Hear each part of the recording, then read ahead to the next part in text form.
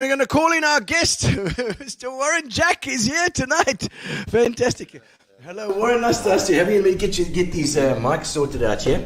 Make sure they're all in the right spot. Sit down. Welcome to my office. And these you'll only need when we chat to whoever. Hang on to those. All right. So we on here with the mics. I think we can switch off this now as well. And it's been a hell of a couple of weeks of sport. Yeah, you know, we've had so many oaks on talking about soccer and rugby and cricket and Lord knows what else, and everybody seems to be connected. Yeah, so, well, that's Port Elizabeth. It's so small, and Garth obviously is my mate. I mean, I've been with him for 100 years. He's looked after me, and you know, we've done every sport just about. But that's the thing with Port Elizabeth, you know. Yeah, it's such a friendly city, and the people you connect with are so good. And you know, I've played sport all over the world with my soccer career. And I must say, at the end of the day, Port Elizabeth's the place. You know, it's a great place. I mean, I don't care. There's so many moans and groans, but at the end of the day, Port Elizabeth is a really great place. I mean, there's opportunities here for us. There is still. As you mentioned, our beaches, everything. I mean, it's fantastic, and we're going in the right direction as far as the industries go, with our waterfront possibly coming, all those type of things that we can chat about. Oh, maybe you can give a bit of shed a bit of light on that bloody Transnet. You know, I'm waiting. Everybody's waiting for Transnet to bugger off out of this. Well, look, there's good news coming on the horizon, but I know people have been hearing that for some time. But things are going to happen there, and fairly shortly. So I think just keep your eye to the press and see what's going on. There's a lot of action and a lot of movement. Do you know the guys who are making those decisions? I mean, is there anybody we can get on the show that would tell us more about it? Yeah, you can get hold of a guy like Terry Moss, the racing driver. Oh, yeah. You know, Terry controls the land in front of the gym in Newwood there.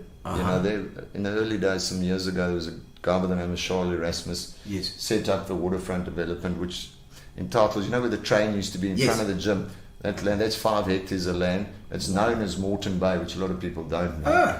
Then you've got 11 and 17 hectares with the tanks and all the big problems to remove everything. So that whole section is owned by a syndicate, which they got finance to do the development, which Terry's heading up that group. So things are going to go positive there, and they are talking that round. Say syndicate, it sounds like so dodgy. Yeah, well, it is. So the money's in place and things will happen. Hopefully, they're saying talking about in March. The end of March, they start filling with the tanks and moving them to Kucha, etc. So let's see that happens. But we hope we can only cross fingers that it's going to be March. It'll be great the day those things start to move. I mean, it's because it's a blight on our beachfront. And imagine, sure, but imagine if it does come. I mean, you've heard over the years how many times the tourists arrive here, they go to our Addos and travel up to the western coast. Yes. They can't stay here, but you look at that in Cape Town in the old days. I mean, you and I, the age group, remember when there was no waterfront, it just started. Look what that's done for Cape Town alone. Incredible. I know there's many other factors, but the waterfront alone, I mean, it brought the values up there in Sea Point. There used to be, the prostitutes used to go along. I don't know if you remember when Carte Blanche, when they, what was her name? Vanna, that lady, she went and did a show to pick up, see the guys picking up, and picked up, and I said, no, it's too expensive. Anyway, but the values of those apartments now have gone through the roof. I mean, you can pay 12 million rand for an apartment there, like 120 square meters. Well, I mean, all those buildings have been revamped. It's beautiful as well. Yeah, so let's hope that type of thing spins and creates Port Elizabeth, because I mean, I've got passion for the property in Port Elizabeth. I've done a hell of a lot champion. It's just my passion, and that just needs to come before I go one day. That must be up and running. Well, I think we must get into that, because I think that's pretty much what you're involved with now is property. Yeah, that's my career. I've been for 40 years. Yeah. And at the moment, are there any projects at the moment now that you're busy with? There's quite a number happening. You know, when people say that business is a bit quiet, you know, generally we hear from other agents say it's quiet. But people got to understand that things are long term. You know, yes, the inquiries aren't there now. I want this, I want a shop, I want this. But developments take time, takes planning, etc. So we've got some nice things coming up along Circular Drive, which Garth's involved with. Oh, the hospital there is... with the hospital, look, there's a hospital going to Bay West. I could talk to you about the whole period, as I say. So, I mean, in Bay West, there's a hospital going, but that site, so they've got the spa's going in Circular Drive, a new spa next to Toyota. So there's a lot happening. There's a lot happening in Warmer Country Club. I don't know if you know. Warmer Country Club. I mean, unfortunately, because the finance, etc., went down. So what we did, we got involved and broker myself, Mazan, who works for me now, has been there for some time, top agent. Yeah.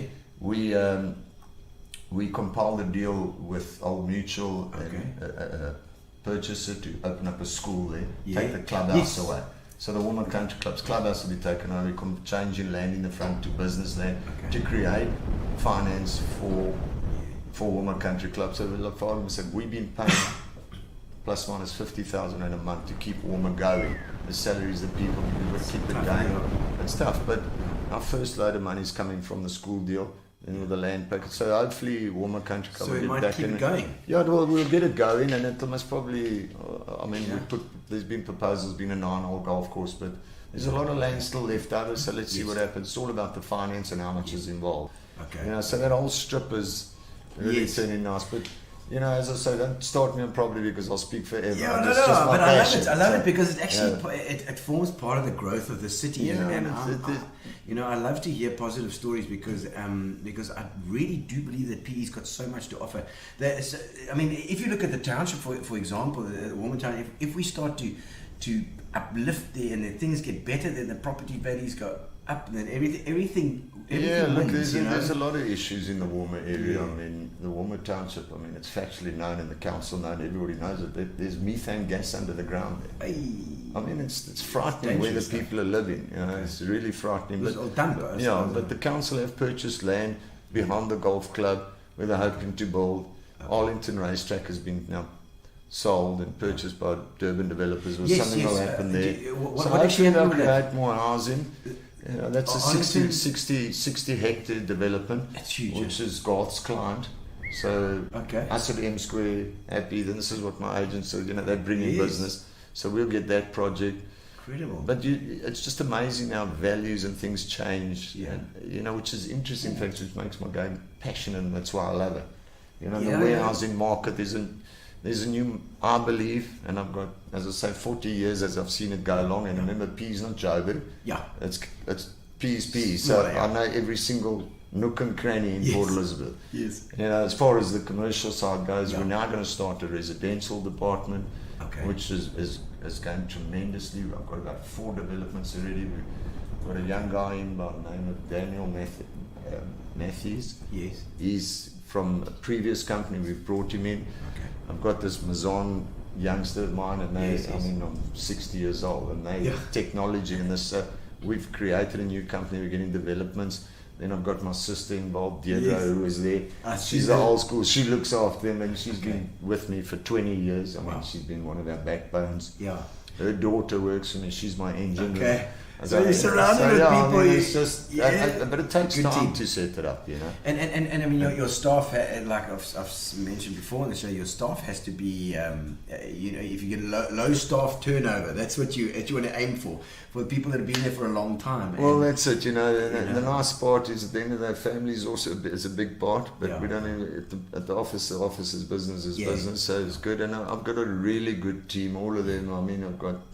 Guys that were F&B bank charges, Sean Payton, he's tremendous. I don't know. He's tremendous. He's a MacGyver. From my cars, from my cars to registrations to everything. Sean, he loves admin and he loves talking, so he's just fantastic. Quite a rugby player, Sean. I believe so. Look, I've heard a lot of stories, but I don't think a man would like me to mention what's Sean, there was one thing about Sean Payton, and he was never scared to tackle anybody. He was the biggest oak on the field there. Sean would take him out. No, he's tremendous.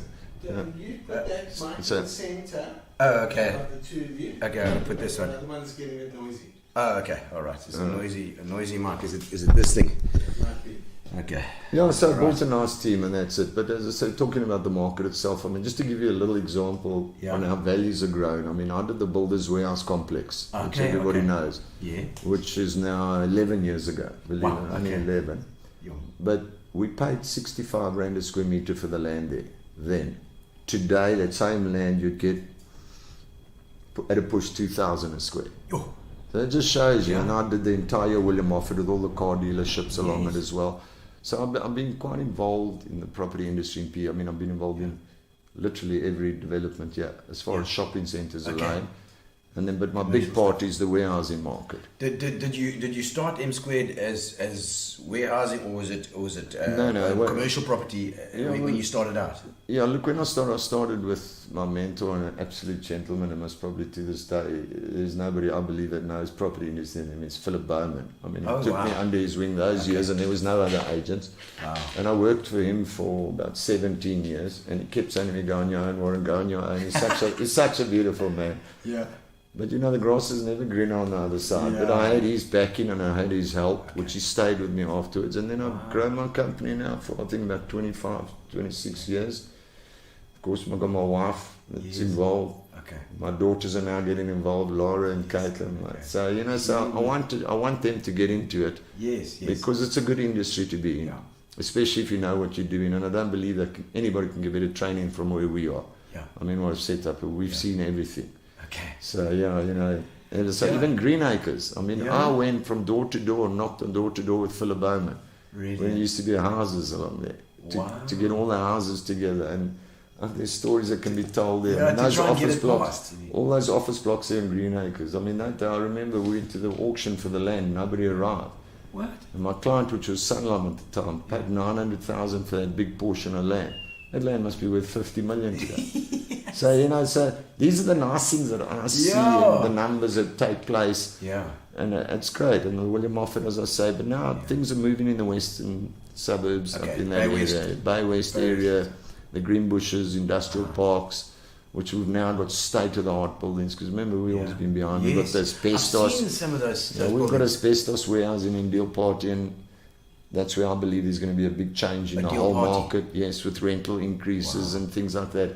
So there's a change in our market, I believe, in the commercial side. My son's going to play DJ stuff at Black Impala there. They've got and I was saying, like, a club in Deal Party? Are you nuts?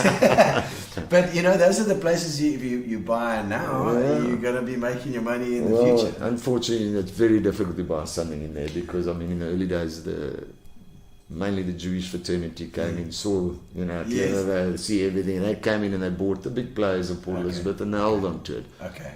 So, but there's a lot of leasing transactions that take place. That's where the brokers feed off. Okay. You know, so that land's very, because it was Deal Party was the party from Deal, which is a place in England. I found out that the other. Somebody took a photo. Was it Dirk Siegfried? Dirk Siegfried took a photo of Walmer and Deal, and they were the two towns. Yeah, in Lincoln. And then obviously the Deal Party was from that for the settlers, you know, when they came out. They came out on the ship. Yeah. So a lot of these things are places got a lot of history as well, which I love to hear about. We had what's his name on Swart. Oh yeah. Alan Veyer and the guys, they know that history. Yeah. But it's interesting to say that land has been bought up and they're hanging on to it. So they're obviously getting their good rentals on it as well. Sometimes if I go back, let's say 15, 20 years, I'd sell a complex for 3.5 million. Today it's worth 65, 80 million. Remember, rentals those days was R6.50. Today it's at 30, 35 Rand a square. It's phenomenal. So which obviously brings your value up, and as you know, commercial bonds 10 years, so it was paid off years ago. So it's just. So you always talk about square meterage. Yeah, well, that's where I come with my name. It just comes off the tongue like this. I'm like thinking, how many square meters is a house? I don't know, 160. Yeah. I don't know. You can't believe how many people ask me what our logo means. Yeah. And I say I sell square meters. Yeah. You know, and that's the truth. That's what you're paying for.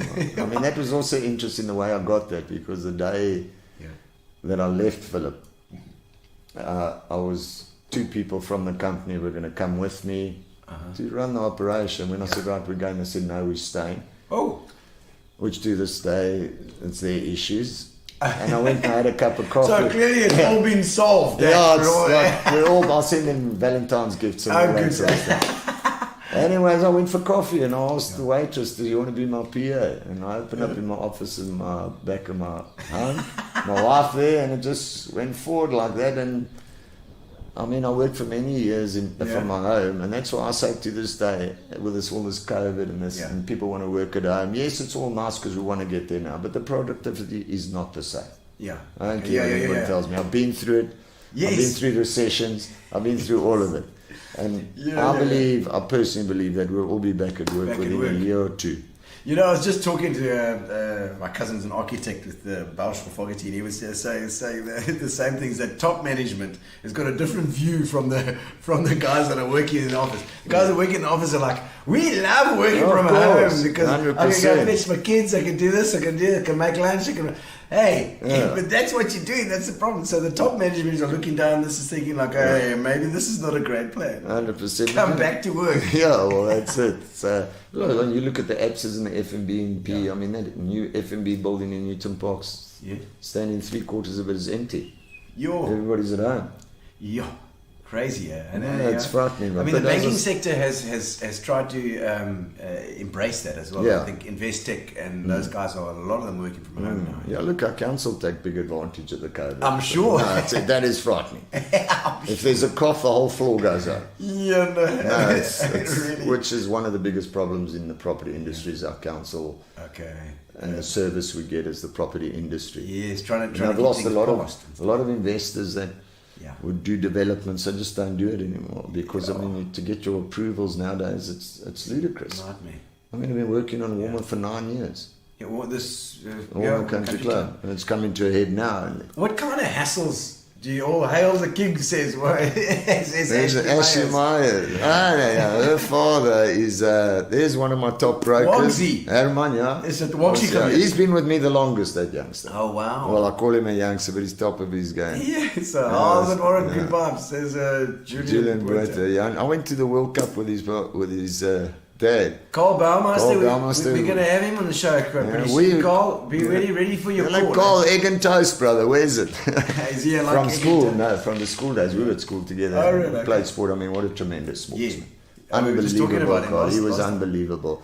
And every day after school, we go to his house and he'd make me egg on toast. And then Carl and Ray, his brother, would play cricket in the backyard with a tennis ball that sloped like this. Now we had great times. I mean, as you know, played squash all that together. I think Carl's one of the biggest, best all-rounders that second best. Ask him. Who's the best one? Garth Webster. Oh, right. Michelle Clarence saying, how's it?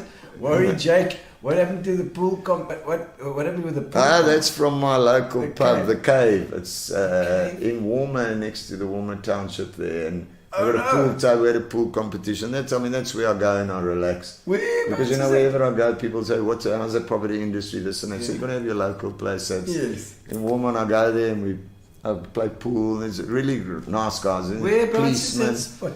In Moore Road, 4 Moore Road, Warmer. I don't even know where Moore Road is. There's braais there every day. You go there now, they braai. Is it? No, it's just so festive. What avenues is this? It's between 6th and 7th. Okay. Just off Albert Road, the engine that's on the corner of 7th there. Lovely. Most people are scared to go there, but they've got these big dodgy little places. They're quite lekker. Michelle Kelly says, always great. Thanks, Michelle. So Brendan, her husband, is always away from home. So, we won't say anything, Michelle. I don't know. He's always away from home, so we don't know who's there in the other times. Beatrice Lowe, Warren, Rudy is challenging you to a game. No, you see, they just gun me. Now gunning me. That Rudy guy, I mean, I don't want to tell you about him, but what a gentleman, also great. He's one of the key players that everybody loves. But there's so much, as we know, kocheling that goes on. And okay, Rudy, I'll say officially you're the best pool player at the Cave. I think he's going to love that. There's my lovely daughter. Jane Jack, there we go. Hello, Laura Jane. How old is your daughter now? She's 22 and the other one's 19. Laura's studying law at the moment, and her sister's Caitlin she's trying to do psychology. Okay. She's very good. She's now at my company. Getting along there because I want to swing them now. Were your daughters at Clarendon, yes, and then St. Theodore. Sorry? St. Aidan's, they're in Church Road. Were they in Church? I remember seeing that. Was it a black Mercedes that you guys had? Yes, they were Twinkle Tots in Clarendon, then Theodore. Oh, okay. So it was Clarendon Park that I think I remember your car. That's where I first saw you. Brendan Kelly's, he's home. Brendan's home. Okay, well then I won't go around then, Brendan. I won't come around to Michelle this time then. Just let me know when you're away. Whose band's back? Right. Hello, Ray. How are you, my China? Also, Ray, another chap we'll have to have on the show. Yeah, at some also a stage. legend. Liquor industry, I think. Unbelievable. Absolutely.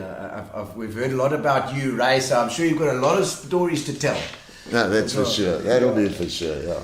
But so property market going forward. I mean, with COVID now, are you saying that people are coming back to the offices? Yeah, look, I'm saying that eventually, well, slowly and surely coming back. I mean, I can see the swing in the market with rentals that have been achieved now, and from all my landlords that are telling me they're getting more inquiries. Okay. So I slowly see it back. So I think I'm right, and I think it'll all get back and up and running again. But there's a lot of people that have taken some serious knocks. Yeah. Because of obviously vacancies and that sort of stuff. So, so it's not as easy as everybody thinks. Some industries have been decimated by this thing. So we hope that that it'll come back, including our one. Yeah, no. But we're also getting the calls are coming in, and I think I agree with you that people would want to come back to the office again, and that means that commercial property then is going to do.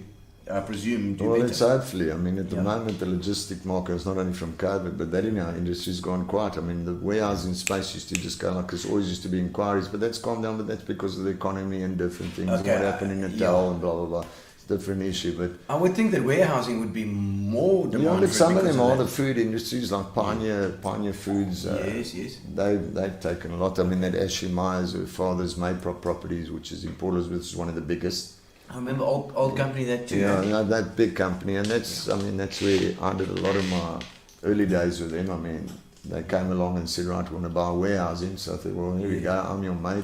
So we had like an open checkbook to buy, and they were spot on. I mean, did you have mentors back then helping you with the thing? I mean, Philip as well. Philip, and then I learned a lot from Gary Myers. Okay. His father, Jack Myers, he's a billionaire. He lived in Monaco, back and forth, knows the game back to front. Wow. So look, there's a lot of Trump. Yeah, no, he's a bit of a Donald Trump. Hopefully, not only in the property market. Yeah, I know. He's a bit of a UFN as well. Right. Nice. Well, he was in the young days. Yeah, no, got his gown and his cigar. There we go. Jaco Becker saying, how's it? Don't forget to mention your mates. What does security and what does your security and handyman work? Yeah, no, he's very good. He's also from our local place here. Okay. He does all the maintenance. He's very good. Okay. It's difficult to rely on people nowadays, and every Tom, Dick, and Harry wants to do, but he's top of his game. You need people, no matter what you're doing. I think you need to be consistent. I mean, well, that's the thing. You see. But everybody wants to beat everybody's prices. Where at the end of the day, it's all saying goedkoop is duurkoop. Yeah. And I think my boertjie there has got it spot on. So yeah. That is very good, yeah. That mates, that does your security, I say. That or what? Yeah, wait, what does your security or that does your security? Yeah. You can write deliciously, it's fine, Jaco. But I'm glad to hear that's coming back again. And then you say residential, you don't do a lot of. No, we got into it now. We've now opened up M Square Residential. Residential, okay. So that's as I say, and it's flying.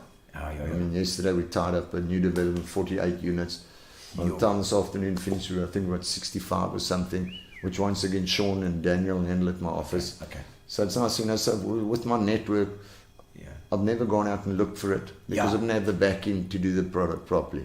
So we did our first one maybe 8 months ago in Warmer, Villiers Road. Villiers Road. Where I grew up. Villiers Village, we did that. Lovely. Oh, is it up 14th Avenue, 13th, 14th Avenue? No, between 5th and 2nd and 3rd.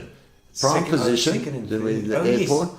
Yeah, we did 28 units there with Dave Mandel. Dave Mandel, that's the one with the jet. Yeah, he's got that jet. No, he took me in that jet in play. Did he take you? I've been in the other one. No, he took me in that jet when he flies past the Beacon Isle. So anyway, he tells me what an experience that was. Yeah. I mean, I was in Plett with Gary Myers, my prop. I go there every December. It's beautiful. I've got a 30 million rand holiday home for free. Yeah, lovely. We did, mate. So I go there, so Dave's flying back and forth. Yeah. So Gary says, why don't you go for a flight? I said, no, there's no ways I'm going to get in there. So I sent Dave a message. I said, looks good. He says, no, come tomorrow morning. I said, no, I'm not going. No. Anyway, they pushed me. I said, this is bucket list stuff. Yeah, it is. Anyway, when I got to the airport there, I mean, they prep you first, and Paula Mandel, Dave's wife, comes over and she starts prepping. She says, Warren, I'm going to tell you one word. Yeah. and that's the last time you use it until you land again and give it and get out the plane. Yeah. So I said, okay, what is that? She says, eject. No, you don't want to do that. No. So because it's 2 seats, you know. Yes. No, you got it the was thing a in the Russian middle. MiG or something. Yes, I no, mean, it's the Russian, it's the Czechoslovakian L39. Something like That's that. what it's called. on that I went in one in Stu Davidson's got the same plane. Yes, okay, 100%. And so I went in the same plane. Yeah. So I know exactly where you were. You got that thing in between your legs. It's all over the place. This big red button there, which you can't push. You don't want to go near You it. don't want to push that thing at all because it's going to eject you out of the plane. Yeah. And then you got the things in your ears, the cover and no, stuff. I had headphones on. Yeah. Headphones, Did he do? Yeah, well, this is it. He flew straight for the Robberg mountain, but he told me, he said, look, Warren, as you go up, the G-forces, so you got to go, which is apparently assisted. Oh, okay. So I thought, okay, well, this is going to be great. I'm going to video this. I'm going to do a loop.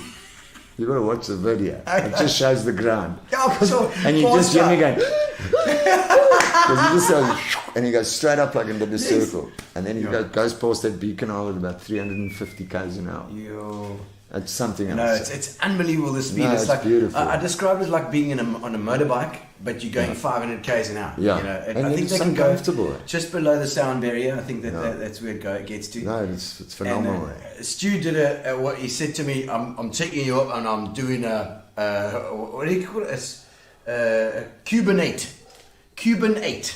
Lovely. It's a figure of 8. Okay. But he pushed that thing. I don't know what it was. It felt like 150 G's. I think it was 8 G's or 7 G's or something that he pulled. I don't know that. And I had a video on my face. I don't know if you had a video. No, I didn't. No, but I was like trying to push everything in my body to try to get rid of it. It's crazy. Yeah, no, it was great. Yeah. And it wasn't an amazing experience though. No, it was fantastic, I must say. And did you throw up as well? No. Okay, afterwards I threw up. Did you? Bad pilot. No, it was just too much. I managed to hold it together while I was still with him. But I was driving home in my car and then I pulled over. That was it. My lunch came out. No, I actually had a good run. It was enjoyable. Fantastic. Very enjoyable, yeah. And then so quick. Oh, it was over within 10 minutes. I know. I blinked and I was in nines. I blinked and I was back in play. Crazy stuff. And you can understand how the fighter pilots as well can pass out and crash into the ground within 100%. seconds. That's always amazed me. Why do these kamikaze pilots wear a helmet? I know. What's the point? Just to hear the control tower. Yeah. Oh my word. Okay, so M squared going through now, doing residential, but that is your passion. That's my now. passion. Yeah. My passion that's is your passion now. property. But let's go back a little bit now. Let's rewind a little bit because your sporting accolades.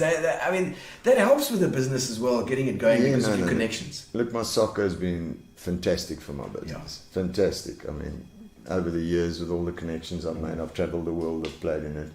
But yeah, look, I started my soccer career in Johannesburg as young. I moved to Piet about. Were you born in Joburg? Yeah, in Robertsham, in the south.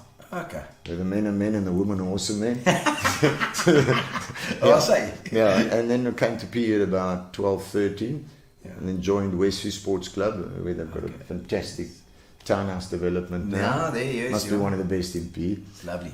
I started there, I played for Westview through my career, and that's where I met Garth. As you remember, I said I was 14 and I went to play in the Premier League with them. Wow. So you were in PE from quite a young age? Yeah. Your folks moved down My here? folks moved down here. My dad was with Standard Bank and he came down here. And then, funny enough, when we came those years, I'll never forget, came to fetch my dad from work with my mom, because I mean, there's one car in the family. Yeah. And he was in the warehousing game. Really? Frightening, eh? Yeah, such a and to this day, I work with that property. It belongs to the Parker family.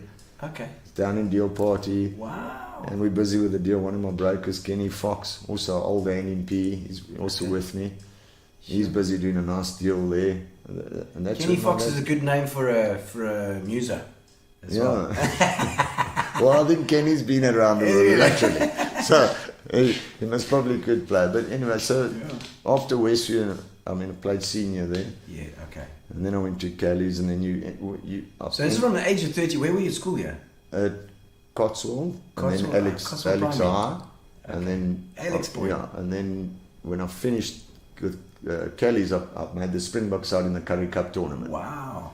Which those days, I mean, I still to this day remember we were at the Rand Stadium, and how it worked in those days. All the amateur sides from around the country would come and play a tournament, which is known as the Currie Cup tournament. Went for years, and all the big names at Port Elizabeth, all the top players that have played here have come out of there.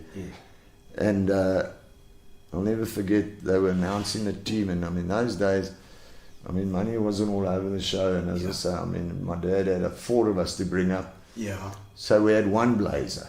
Okay. So we went to the tournament, one blazer, and when they called out the SO side, quickly, I swapped with my brother because he was in the midfield, and when he didn't make it, now they go to the forwards. So I thought, give me your jacket in case I make it. Got his jacket, and I got it. That's when I made the Springbok side there.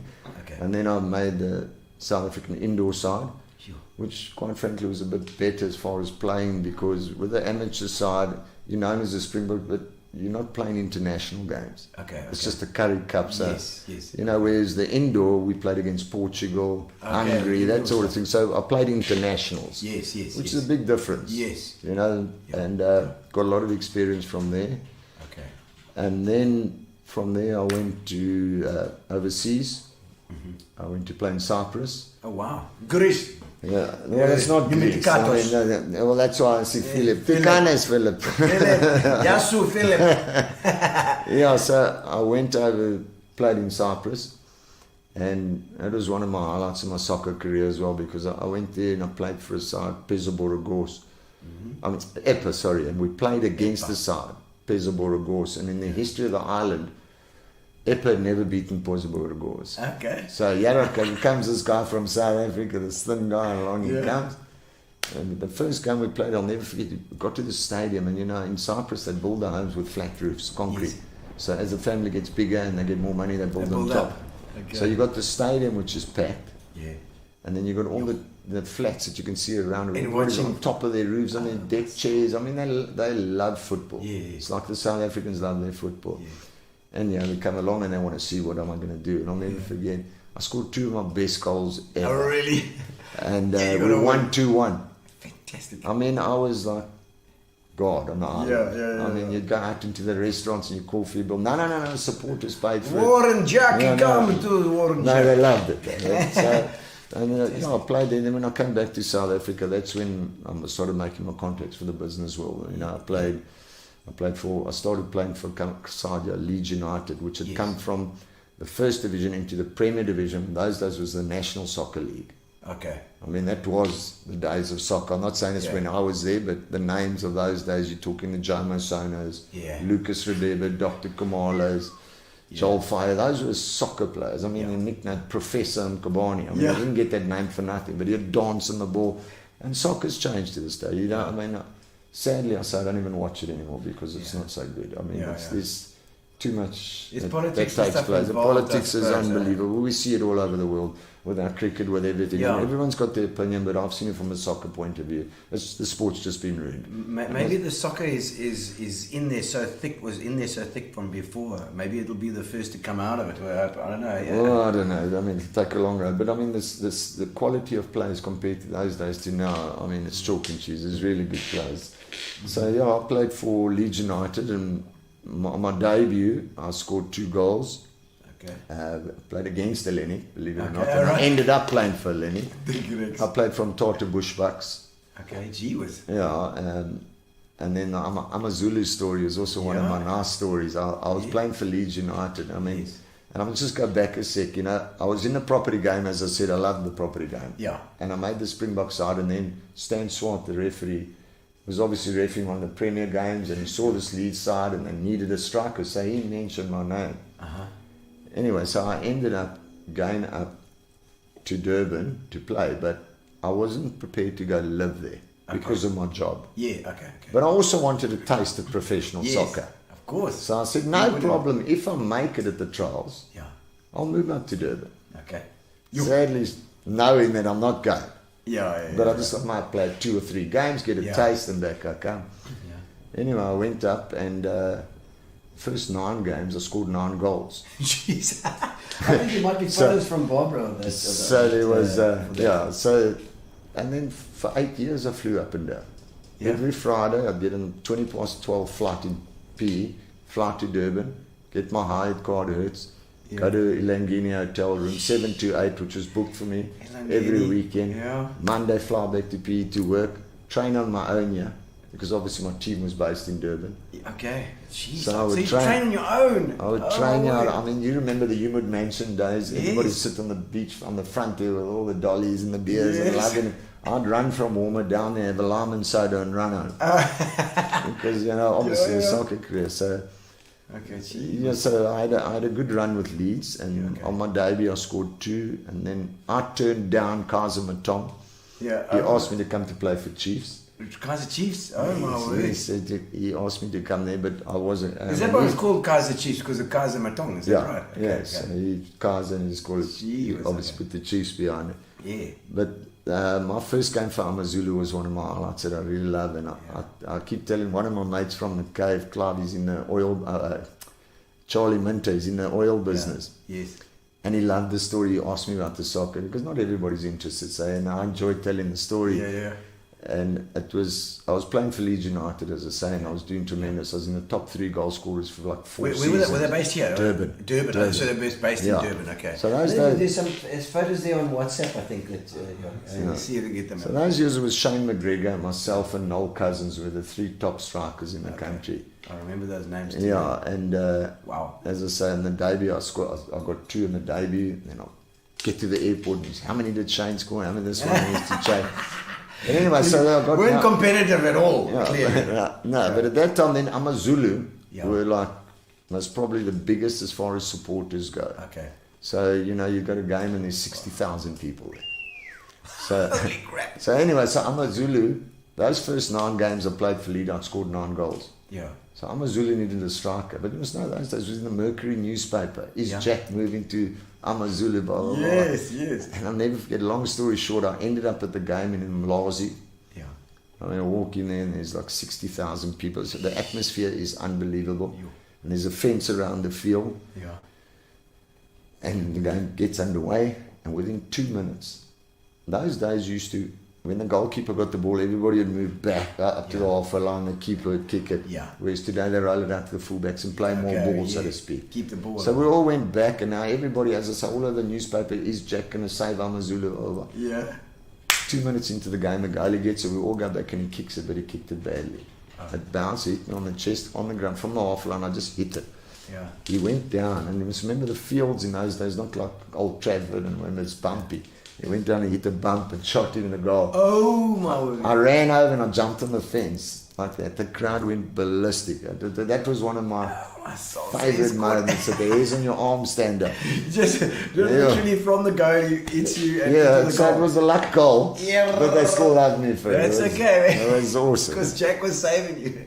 Oh, we've got some comments coming on. Let's have a look at some of these comments. Caitlin Jack saying, best in the game, go Dad. That's my lovely she's daughter. a bit biased. There's the Greek. There's the everything. Kato says, Warren, I used to race from J-Bay to play for Callies and watch you hit free kicks way over the crossbar into the neighbouring field. Yeah. Thanks for the great memories for playing for Callies. Beatrice Lowe says, Jack, Knoppies challenge you to a pool game as That's well. the code. You see, Knoppies is also. Knoppies is here as well. It's Atari saying, Warren, wobble bottom Jack, oh really? That's Atari, Garth's wife. Yes, Garth's wife. Yeah, she likes my beard. She clearly likes your bottom as well. Here we go. Watch out, Garth. Gary Lavera went to school with him. He was with Carl and Claude from Kierspark. We were all mates. He was a good rugby player. Oh, really? No, that was a good rugby player. So that's Alex, eh? Was that yes, Alex, yeah. Alex as well. Yeah. Tracy Pelt. That's my PA, my daughter's, my sister's daughter, and Finn, a youngster. Oh, lovely guy. Janet Jack, there's some more family there. You have a great team. There's my captain of the team. Oh, excellent. Jakey, you're a true and amazing friend. That's it. There we go. Carl Barrera. He's the best soccer player in the world. Warren! Ronald Minnow says, Warren, your drink is getting cold, but have a sip. No, I mean, look what they got to drink. There's no Richelieu and Coke here. You know, there's another one who's the best in the world. Who's the best soccer? There's Mariki from the cave as well. Boxy rock, salt of the earth, you are, says Sue Fraser. That's You were it. just talking about the lime and soda. There's a lime and soda Yeah, there. no, this rock shandy's Yeah, fantastic. because And you the said ice you is ran- gone. I'm talking too much. You ran all the way down to Humid Mansions to get your lime and soda. I've had enough of it. Yeah. Okay, we've got a surprise guest, little guest coming in here. Gavin Hunt is in. He's in the, he's in the house. There's a Hello, Gavin. son. What's in your beauty? Excellent, Gavin. Lovely to have you in the You studio. checking all those? You know why he's bald? All those flick-ons, boy. Flick-ons. Oh, the flick-ons. The flick-ons. Is Get that in there, son. Devil's Peak? There we go. Cheers to you, Gavin. Yes, boys. I can't There's drink a- those. Gabby, You're drinking all those poof drinks, all the girls' drinks. I have to. They made me. We're doing it. Now, tell me, just do you want to do a little introduction for Gavin? Yeah, look, Gavin and I, we played in the army together. Ah, I mean, I don't know how many people know, but Gavin is the top coach in South African football as far as, I mean, Yes. I think you've got 5 titles, Gavin, am I correct? Yeah.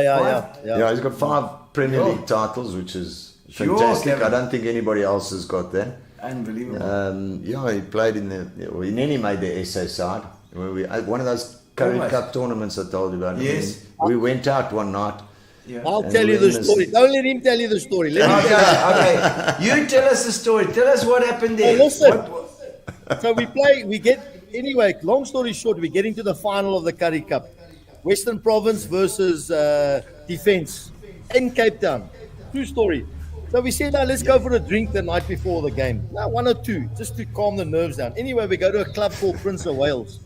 True story. Prince of Wales. Anyway, there's an oak there, he tunes me a bit of shit like, what? But the oak is 6 foot, but he's 7 foot wide. The oak is the oak is this big. Anyway, so Blocks out the sun. yeah, so I hit the oak, I have a fight. But the oak, when I hit him, he stared and looks at me. All these oaks, Shane McGregor, Warren Jack, all these oaks, they were gone.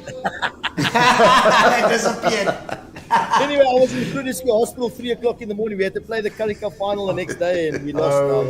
I couldn't move. Yeah. Oh, Unbelievable no. story. Gavin, you really should be a conflict avoider. You can't have this stuff happening. It's part Picked on the of wrong his- oak, Luke. Yeah, I see that. Always prepared to take a chance. Then he was a fullback for a Lenik Football Club with the Okay. Budgie Byrne family, and that's where we played together for some time. Okay, so you played with this oak as well then? Properly. No, this oak used to come in on a Thursday. The oak has never, he told me he trained, he talked shit. He never trained. He ran up and down the beachfront there at Newwood. Looking for ladies. Yeah, and then on a Thursday, he was coming down to Cape Town. We played Friday nights. And then we would have a mood of a party. And then Saturday morning, he would fly out again back to PE. And we saw him the next week again. A legend. I'll tell you one thing. My job was to cross the ball. That was my job. And Okay. Warren used to tell me, just put the ball in the box, I'll find it. And he used to find it. Yeah. That's it. Because he's so bloody tall. Yeah, no, That's the thing. Nice. I used to tell him, listen, boss, be in the box. Stevie Wonder will score when I cross. You know what I mean? he's seen us punching himself again. You know, pumping it up. I'm talking shit. Yeah, beautiful. So, Gavin, you've done a lot of coaching then as well, eh? Yeah, listen, it was an absolute pleasure playing with a guy like Warren. The times we had, unbelievable. I would think more off the field than on the field. I mean, it was an absolute. He's the second most famous person in Port Elizabeth. The second most famous. Oh, yeah? Who's the most The first was Queen Elizabeth, and he's the second most famous. The mayor. Every time I'm phoning The him, mayor. The No, he's the mayor. mayor of He's PE. the mayor of PE, this boy. There's quite a few mayors around here. I'll tell you what. Oh, there is. No. He's the mayor. He's the mayor of PE. Okay. Because Garth Webster clearly is obviously one of those acts as well. Yeah. And we were talking about getting into fights and things. And I know Clinton White is one of the. I don't know if. Yeah, I think Gavin did meet Clinton, but Gavin is much younger than us. Oh, I see. Yeah, so he was. Yeah, I don't think Gavin knows him. Yeah. All right. I was just wondering. 'cause Clinton Younger. White. Yeah, Clinton White. I know Clint White. I know Clint White. No, no, Clint Yes. White. Yeah, but he's younger than us. No, No, Clint Clint's White also- could pick a fight in a phone booth. Yes, that's what I'm saying. He's a player that's got the most red cards in my whole career. That I've Yes, seen. Clinton. We say, Clinton, please calm down, because he's very good. Very, very Yes. good. He said, Clinton, please Super- calm down. 10 minutes later. Hey, red It's card. like that Balotelli guy. Yeah. Always No, red look, card. there's obviously it's a case of if you that kind of personality, it gets you a long way, but it also plays against you a bit. No, for sure. Clint will be the first guy to admit that, I'm sure. yeah. But what a player as well. Yeah, very good, very good PE's, player. PE's come up with some good players. Yeah, we've produced some very good players, very good. I'd say the best ever that's come out of Pisa Garden name is Shaunton Clark. Okay, Shaunton. Yeah. Okay, Passed on, yeah, but what a soccer player. Really? No, he was fantastic. Sure. Fantastic. In fact, I played overseas with him. We were flatmates when I Okay. played in Cyprus. He was there ready when I got there. He was Wow. there. And Gavin, any other guys from PE that you know that have done good things with you? Well, obviously, I mean, What I about know that some SAB artists- rep?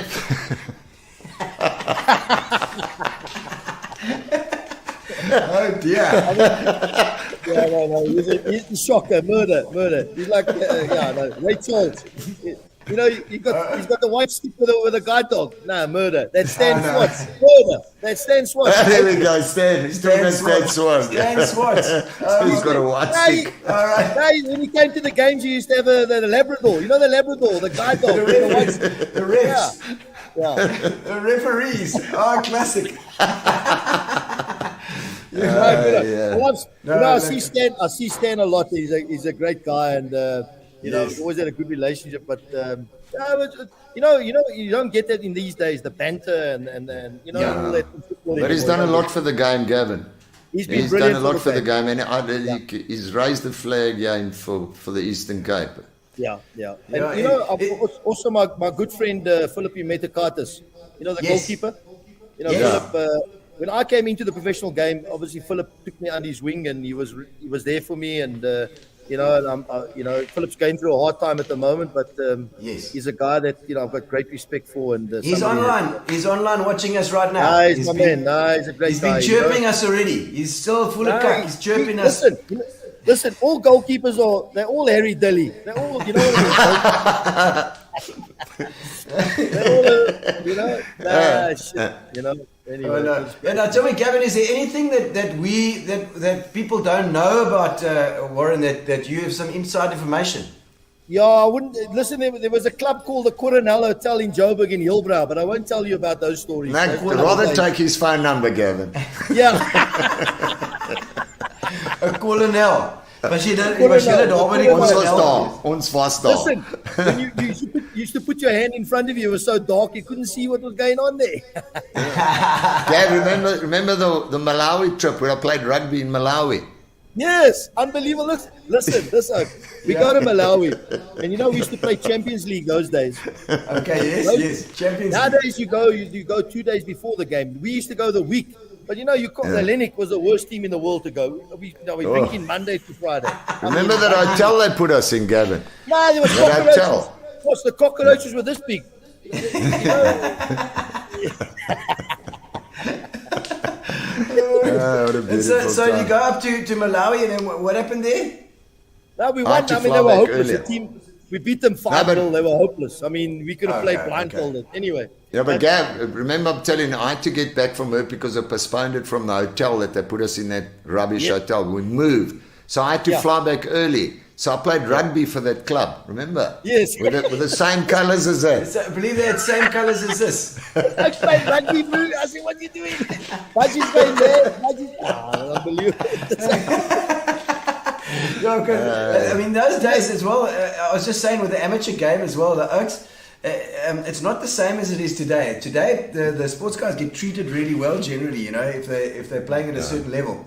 But in those days, you know, the refs got moors on the field, the players got, you know, they get locked in the change room because the crowd's going bedorned outside. No, Yeah, it was, The crazy You know- stuff.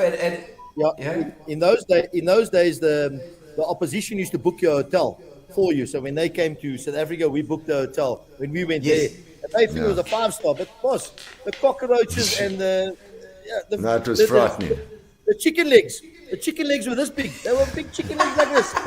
They were swimming in oil, like, you know what I mean? It was the first time I had chicken knuckle soup. And let me tell you, and the match balls. You know when you go to Macro and you buy those balls in the they were balls from Macro. You kick it and it goes all over the show. The weight is not right. Yeah, That's no. true. Yeah. And I suppose they put you in those hotels on purpose if you were going to there. Because they built it. Yeah. And they put you on the 5th floor and the lift doesn't work, you know, so you got to walk up and down. Oh, man. Thank you, Gavin. Lekker. Nice seeing you, Gav. Thank you for popping in. I appreciate your time. Are you still eating that? What did you boy? shoot today? What did you shoot today? Nah, 78. Not good, boy. Not good. 78. 78. Pick up your game, please. Yes. Nah, Really. bloody boss. You know? If I got break the 100 Vespa golf, Drakes. I'm happy. I got the Vespa Drakes, you know what I mean? Yeah. Oh, lekker. Thank you. Thank you, Gav. Thank you to Gavin. He's got to get better. But Gavin, he sounds like a real character. No, he is unbelievable. But look, he has been at golf all day in Cape Town. Oh, right, okay. So he's had a couple of the devil's beak. It's still in his hand. I checked the devil's beak in his hand. There you're going. Sue Fraser saying, Wogsy, you rock salt of the earth. Sue Fraser. And Mark Else. Yeah. Also, thank you, Mark. Peter Crowder, another cave guy. Okay, it's cave, eh? Yeah, no, it's Such a unbelievable. job. Alan Fry, remember Alan? Yes, Alan ran the Nosh restaurant there that's for many right, years. that's Yeah, right. now I think he was in Adda. He's running Adda now. He's in Port Alfred, I think. Oh, is that right? Tell us where you are now, Alan. Give it a bit of a punter. Denise Brown. That's saying- Garth's sister again. She's Okay. Garth's sister. Go Chelsea. Sister, Chelsea Barbara supporters. Manor. Yeah, Barbara. Barbara Manor. There's an absolute beaut. Is I mean, what she does fantastic. for the soccer fraternity now, because you know when you finish, everybody waltzes away. She keeps us all together. Yeah.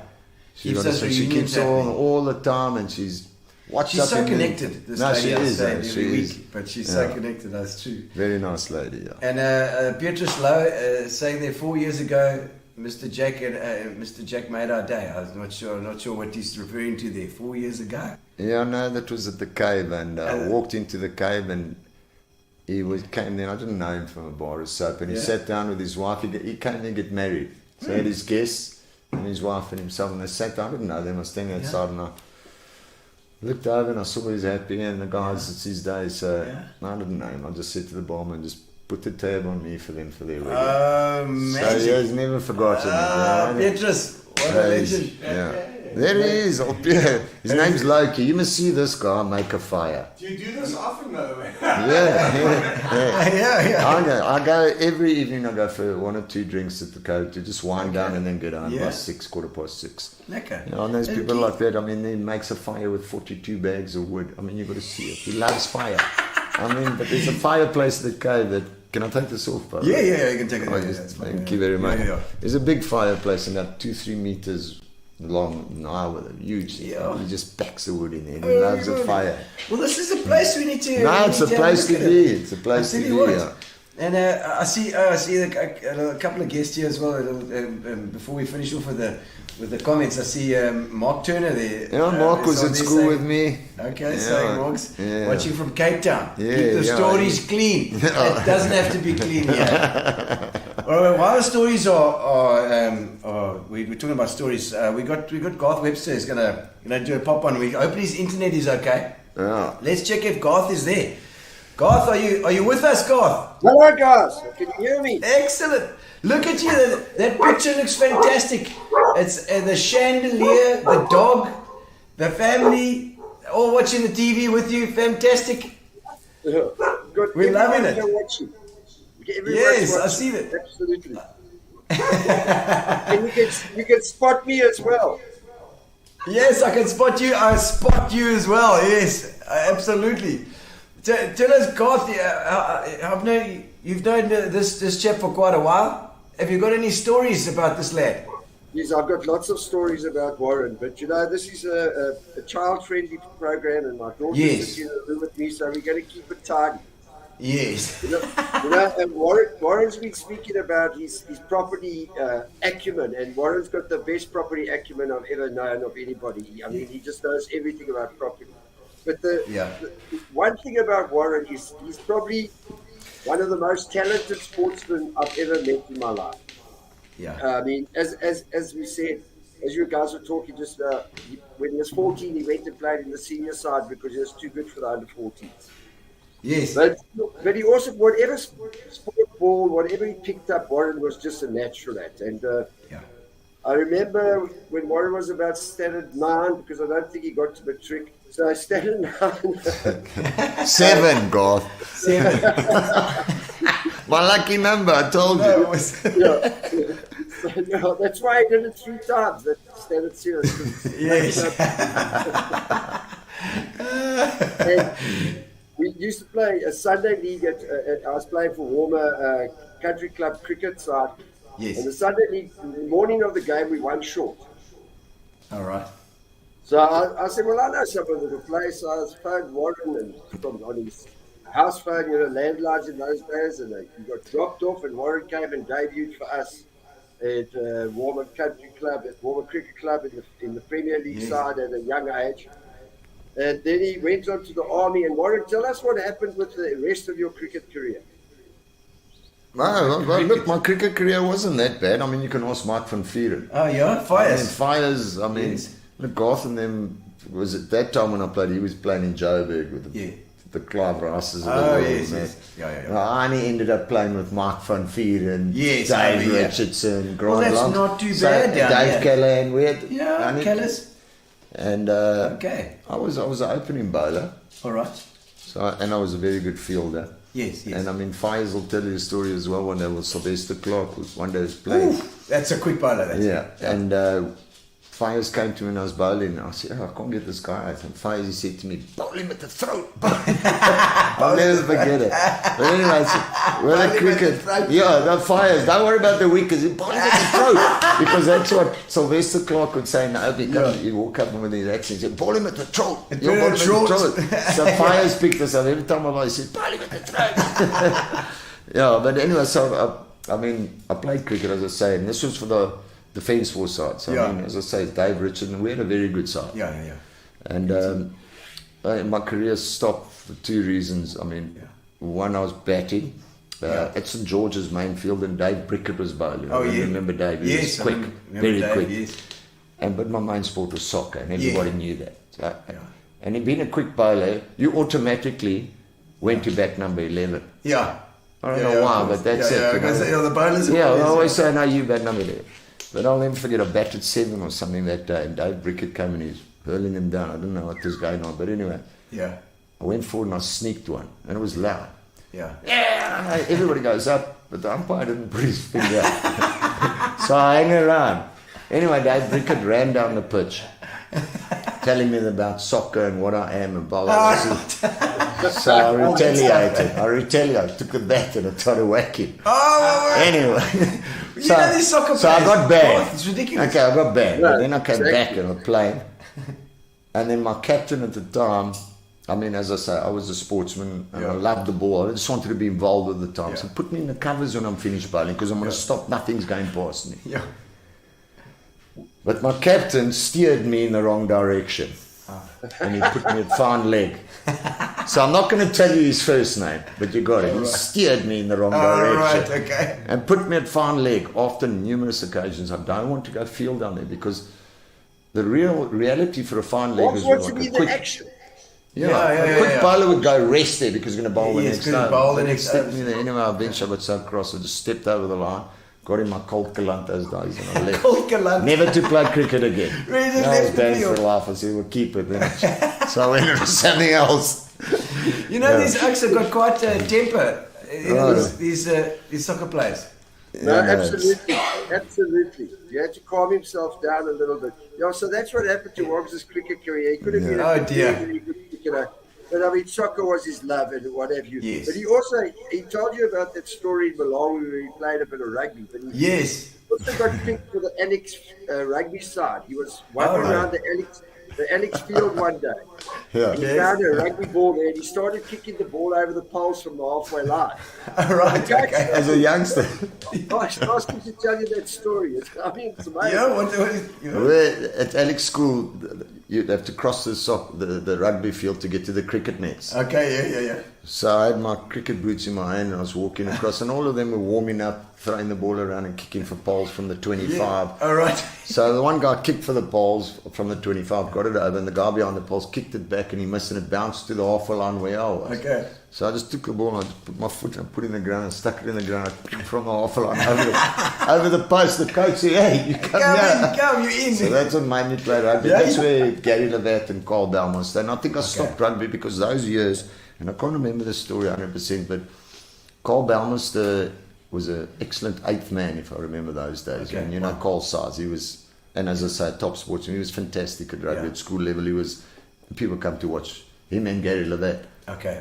And Carl was in a scrum and something happened to his neck and he couldn't walk. You And he was my very good mate. As I say, we walked home every day from school. We lived around the corner. Yeah. And seeing Carl in that state, I thought to myself, hold on a sec. Yeah. No matter how much I love the sport, I can't do it. Yeah. That's why I always vowed, if I had a son, I'd never let him play rugby. No way. To me, it's too brutal. Did you play a bit of rugby as well, Garth? Do we look like rugby players? I did play rugby until under 15. I told you last week I dislocated the vertebrae in my neck. I remember that too. I was a hooker. Yes. It's slow. No. In those polka dots, you're not going to get much business, buddy. Okay. But anyway, you know, and then Warren is a good runner, and they used to have the street mile in Port Elizabeth, past the Edward Mansions. Yes, Alec Riddle and those guys. No, he's reminding me, those days. Yeah. Remember that story when you run against the Springbok fullback? Yeah, what was his name? Hubert, was it? Andre Hubert, yeah. Andre Hubert, and he was known for his speed. Oh. And you had the I think it was the Springbok cyclist, Gary Hutton, the bodybuilder, all the sportsmen. Johan Fourie used to run that thing as well. Yeah, 100%. But they had the celebrity mark of Springboks. Okay, obviously not the proper athletics. Alec Riddle and those guys would do the main race, and Mike Bosch and those boys. Yes. So they get us there. And I've never done this type of running before, except at school. It's many years later. I didn't have running shoes, so I said, "Mike, give me your shoes, man. Mike, give me a pair of tackies." I put it on, and everybody was expecting this guy to win. Andre, And I remember I used to gamble in horse racing quite a bit. With the GGs. Yes, with Gavin Hunt. Did he have a problem with it, Garth? That's what we want to know, actually. No, we loved horses. He had horses. I had a horse as well. His name was Flight Force. Reva Steenekam's father looked after my horse. So I knew Reva and for shame. And anyway, so the horse, that was just great. That horse racing feeling, as I heard Garth last week, when a horse of yours wins a race, I mean, the feeling is magnificent. The rush is so awesome. So what did you want me? Which story did you want me, Garth? You're running this race against. The race. Yes. Yeah. So as I say, I was in the gambling game. Yes. So I thought, now how do I run this race? Because you all just start in a bunch. Yeah. So I thought, okay, hold on a second. They're running like a jockey. Runs a race. Yes, So I sat behind them all. I'll never forget. I got to the old Mutual, that block of flats. What's it called now? Mutual there. Mutual, And I thought, okay, time to pull the whip. And I think I won that race by about 4 or 5 meters. Wow. And Andre came second. Excellent. So it shows you gambling is sometimes good. No, but I'm not a gambler. That tells you how to run a race.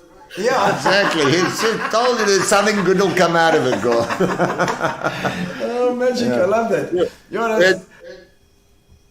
Any other stories you got about... Oh, what is that? That's a photo. Hold it closer.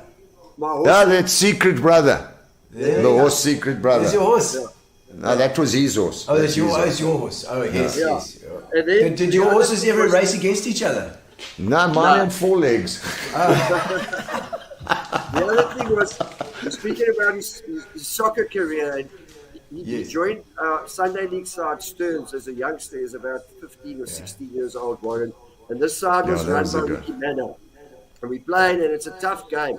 So I turned around to Ricky Manor, who's captain, manager, and everything. I said, Ricky, we've got to get Warren on now. He says, but who do I pull off? I said, no, you take yourself off now. You know who they took off? Him. Nice. Well, you knew you were taking a chance there already. Yeah, we also had good fun at the World. I was an ambassador for the World Cup. Oh, wow, okay. Yeah, which was also fantastic. 210, Yeah, and I took Garth to all the games. We had great fun. But I also went to the World Cup in Berlin, Germany. Wow. When Italy played France. Yes. And Zinedine Zidane headbutted Materazzi. Yeah. Yes, I remember that. I watched it. I literally watched it. That is so hectic. And that's why, I mean, to this day, I still say to myself, there's no VAR like there is today there. Yeah. And what happened, I was just looking in that direction as a matter of interest because the game was pretty boring. Yeah. And where's my man, Zinedine Zidane? And I looked where he was, and as I looked at him, I just saw him big butt. But he hit the guy on his chest, which he fell down. So obviously the ref sees the guy on the ground, came across, but didn't see the incident. Yeah. He runs over to the linesman, comes back, runs to the other linesman. Nobody knows what's going on. Wow. So the game was a delay because clearly something happened. Yes. So after about literally 10 minutes, the ref had been on the side, came back on the field and showed him a red card. So I say they must have gone and replayed the television to see what had happened. I'm sure. Which, quite frankly, I would have thought would have been unfair because, I mean, if the ref doesn't see it, he doesn't see it. That's the way things are. The 2010 World Cup where we did Port Elizabeth. We even went up to the final in Johannesburg in 2010, Warren and myself. But that's another story. Warren can maybe tell you about that one later. But also one of Warren's big talents as well is auctioneering. Oh, yes? And he can tell you. Yeah, he can tell you a few stories about his auctioneering as well. Yeah, no, that was great. That was in the property industry. I mean, there's Dave Honeyball is a very good friend of mine and he's top accountant. He was Echo Foundation's accountant. Okay. Anyway, they had a property to sell which was Park Towers. Oh, yeah, Room Park Towers, yeah. And so Dave called me in, I did my presentation and they gave me a mandate. And in those days, I remember they wanted 3.75 million for that building. Yeah. And at an auction, you get more commission, you get 10%. Wow. Okay. Whereas a normal sale, you get 5%. Yeah. So this was a normal sale. Yeah. So I went along and I got them the offer. And I went to Park Towers to present it to the board. We sat around at the board and the chairman, I'll never forget, because now I'm a young broker and I'm saying, what's going on? I'm getting 75,000 Rand commission. Yeah. It's a lot of money. It's a lot of So I said, I'm not losing this money. Yeah. Because he starts talking, he says, there's a block of flats up there with Continental is in Newton Park. At that time, there was 4 units. It was on the auction and the upset price. Continental, yes. Third Avenue. Yes. Okay. And the upset price was 950 grand for the 4 units at an auction. Okay. And it went for 2.1 million. So the chairman had heard this. So when I came with the offer, he turned around and he said, maybe we should auction this, which is understandable from him because he's just seen something happen like this. Yeah. So now straight away I'm sitting and I think, well, there goes my 75 grand out the window. Yeah. But which I wasn't happy about. Yeah. Anyway, so I'm sitting there, so he says, Warren, can you auction? Are you an auctioneer, sorry? Yeah. So I sat with him and I said, yeah, of course I'm an auctioneer. Yeah, of course. I've never done anything in my life as close to auctioneering. Yeah. Anyway, long story short, went to the auction and I sold it for 11 million on auction. Whoa!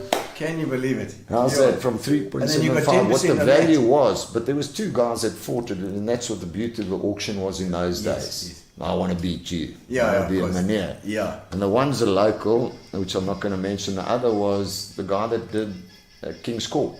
Yeah, okay. His name is Paul King. He's the guy that committed suicide years later. Okay. But he was bidding against one of the P locals, big player as well, back and forth. Oh, my soul. So 11 million. I remember. Now my 5% became 10% yes, as well. I know, magic. A million rand. It was so that's I love auction. Then Garth and I do a lot of charity auctions. Yeah.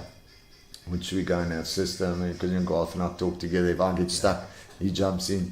Okay. Yeah, So you're doing the auction thing as well. He gets me a breather. I see his internet died. I think Garth's internet died there. Always had enough. But yeah, it's fine. He must be watching on the YouTube. But thank you, Garth. You're a legend. Thank you, Garth. Oh man, I always saw his little signs outside his Webster's flooring. It's brilliant. Yeah. It's brilliant. That.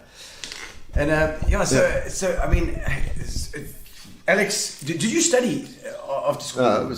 I went to UP for a 6-month course with Professor Henk Delpoort on commercial property. Oh, okay. Because I liked it so much, and I went there. Yeah. So you joined Philip Bowman like really early then, eh? Yeah, as I came back from overseas football. Wow. Okay. Because I was involved with his daughter. We went to school together. It was my girlfriend at that time, and he had the company. So I came back and I didn't have anything to do, so I did maintenance on the property. I had a little team I put together. Oh, right, okay. I remember I've now come back from overseas with dollars. Yes. So I wasn't too keen to work, so to speak. Yeah. But because so you land with your bum in the butter pretty much with the sport, Yeah, well, but that's what helped me. So you places you came back. Yeah, you're obviously good with your money then. You're not a big spender. Are you? No. You like to spend or you like to save? I like to save and spend, but not waste. Yeah. I just want my family to be sorted when I go one day. What's your theory? Like, do you keep money in do you? I'm a firm believer the best place to put money is in brick and mortar, in the property. Yeah. So I've got a little portfolio that is my portfolio, and then obviously investments all over the show. But I did get advice by good people. I've got Fintax in Whitfield who went to school with me. Okay. So we've got a personal relationship as well. He assists me, and we've got Liberty Life lady that assists us. Okay. And I get advice from. But are you okay to take a bit of a risk here and there? No, I don't not. You don't like risks. No, I get calls all the time. Do this like your Bitcoin, and if I can't see my money, sorry. Everybody keeps telling me I can't do that. No, Bitcoin. So I'm also not. Brick and mortar to me is king. Yeah. It just, and as I say, it's not for me. Yeah. I want it for my family one day when I go. So, and as you know, property's long term. Yeah, it is. So, look at where the property's gone. Also gone down. If you look at some of the central properties in the 90s, those. Hundreds. My dad, I remember those days, bought a house in Newton Park for 21,000 rand. Yeah. And I've kept it. I bought it from him, and I've then spent, I think, 12 or 13 years with my business there. We still got it to this day. And the values in Newton Park have gone up. So. Yeah. And then we've got a warehousing, and and it's a residential. We've got the developments we're doing now. Yeah. So I don't get and then go drive a fancy car. Yeah. I won't go and get through West Bank. If I got to pay. Yeah. Cash. Do you do the cash? I can't go to bed and I go, West Bank, 20 grand in this one and that one. So. You're clearly not a big debt. No, I don't like it. I hate it. I'm with you there. Because I'm a very stressful person who comes up, and that's why I got no hair. I was young, I had a mop on my head, and it was fantastic. And then this property game, already my top agents are already going, look here, Warren, pulling the chain. So I told you so. It's a stress, yeah. But because a lot of guys said, you can gear your property and you can think of it. Look, as it goes along, that's another, but obviously when you get to a certain stage, you've got to say, well, the money's just pouring in, I've got to buy another one. Pay tax. So, But there's lots of different ways, and everybody's got their own versions and own returns, what they look at. But I play it safe.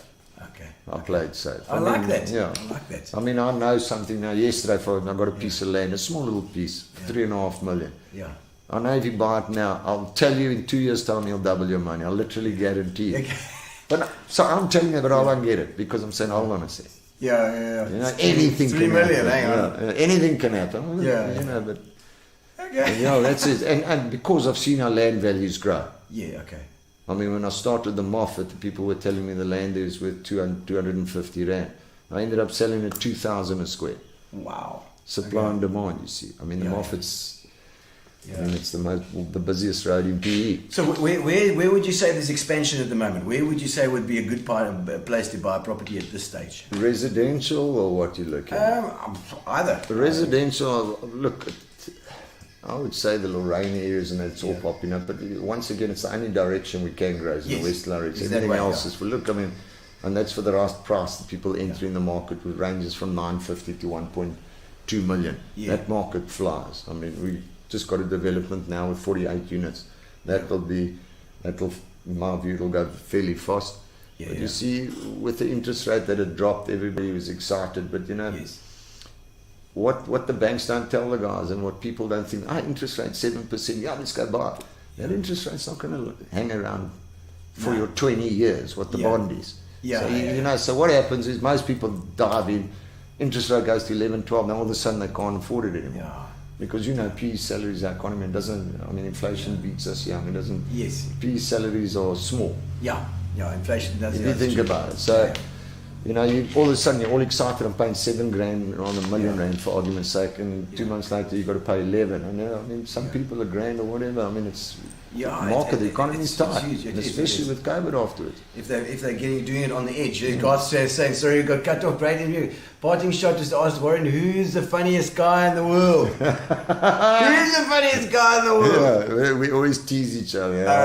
He says he is. God, you can have it. Tonight there my sister says you're God. Deirdre, I don't have to come to the office tomorrow. They got your back. They got your back there. I see. Chili, is it the chili pat? What chili? I don't know what. It's the chili pat. What you drinking, Mr. Jack? I don't know who that chili pat chili is. Pat. Could be Patricia, someone. I don't know. He played soccer. Oh, maybe. What's up with the cricket chats? I don't know. Who's the chili? Where is it? I don't know who the chili pat is. I don't know. Reveal yourself, chili pat. Classic.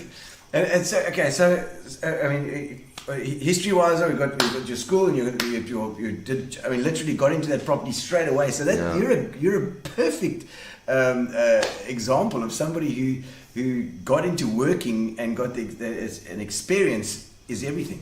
That's it. You know, you can teach as much, but time is always in anything really. But as you said, our game especially. I mean, it's. Drive around every single day. Now, how much can you drive around in PE? It's true, you know, you got your deal parties, your North Ends, your Sidwells, those type of areas. So it's not too much. I drive around, and I've got a very good eye. If I see something once, it's there. So I can get back to the office, and someone can say, "Where's Ferro Break?"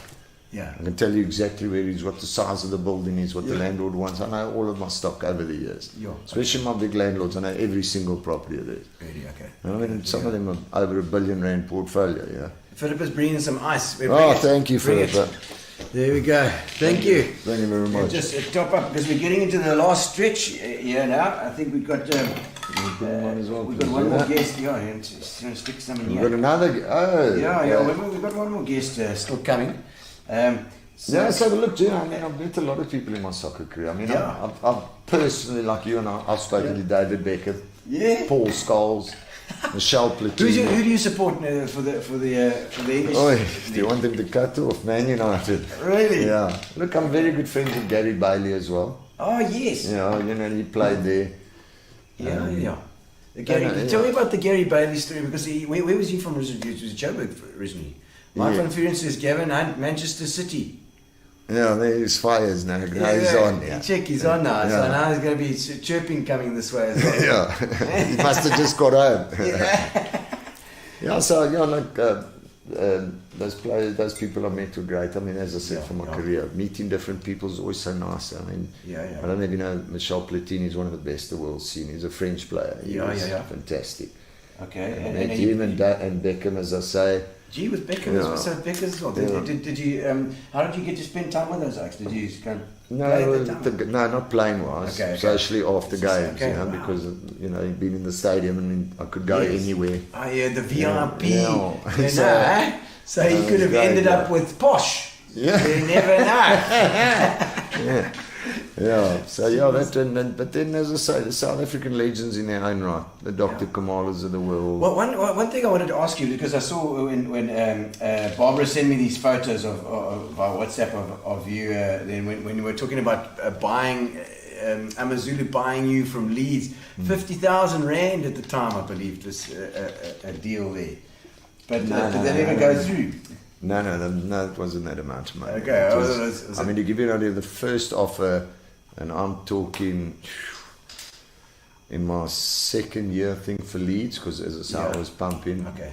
Patrice Masepe, who we all know, who have also met him now. I mean, he's one of the richest men in the world through my soccer career. Yes. He offered Errol Hughes, who's a PE guy now, £1 million for me those days, which is about 30 years ago. But no, To go to Mamelodi Sundowns. Just for people like me who don't understand how this bloody things work, because I see like overseas players getting sold for £100 million. Yeah, look, I know what you're going to ask me. Where does that come from? And where does that money go to? Who gets that money? You've got an agent. Okay. Which the agent will get a percentage and the player will get a percentage. But then the player also negotiates his salary with the club through his agent. Yes. And he gets a signing on fee. Okay. So that's how it used to work in my day. I don't know what it is today. I would presume it to be the same because the agents, it's rather called them. Yeah. I mean, I know Rob Moore, I played at Lenny, and with Gavin, he had Benny McCarthy. Yeah. Okay. Wow. Because we all played together. I mean, I played with Benny. Okay. So now Benny, I mean, you all know, he played the champion for Porto and they won the Champions League. Yes, Excuse me, the whole world on him. So Rob Moore would say to me, every time I move, it's like I get $1 million. Excuse me. Yeah. No, I mean, he had a house at Fan Court. So that money, big money the for the lion's share of agents. that money goes to the player then? Yes, yeah. That is insane. That is But phenomenal. remember, there's the club also gets, the agent gets, and the player gets. So they do. Maybe you want to call it 3 different negotiations. Okay. Not like he has $1 million split it amongst yourself. Yeah. Okay. And then obviously you're a free agent, which is far better. Oh, really? Because you're making more money. So you sell yourself to. Yeah. So like if you've got a 3-year contract with Man United and after a year they don't like you, they want somebody their boodle back.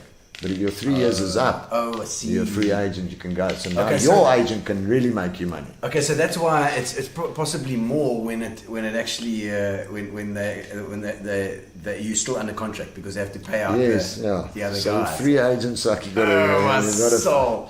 Okay, stick your headphones on. We got somebody else coming in here. And we got we were talking about him earlier, Stan Swart. Oh, Mr. Swart. I'm so happy now that I've got Warren where I want him. Excellent. Have you got a red card on you? Oh boy, you know what red card's all about. Oh my word. How are you, Stan? I'm well, thanks. Wogs yourself.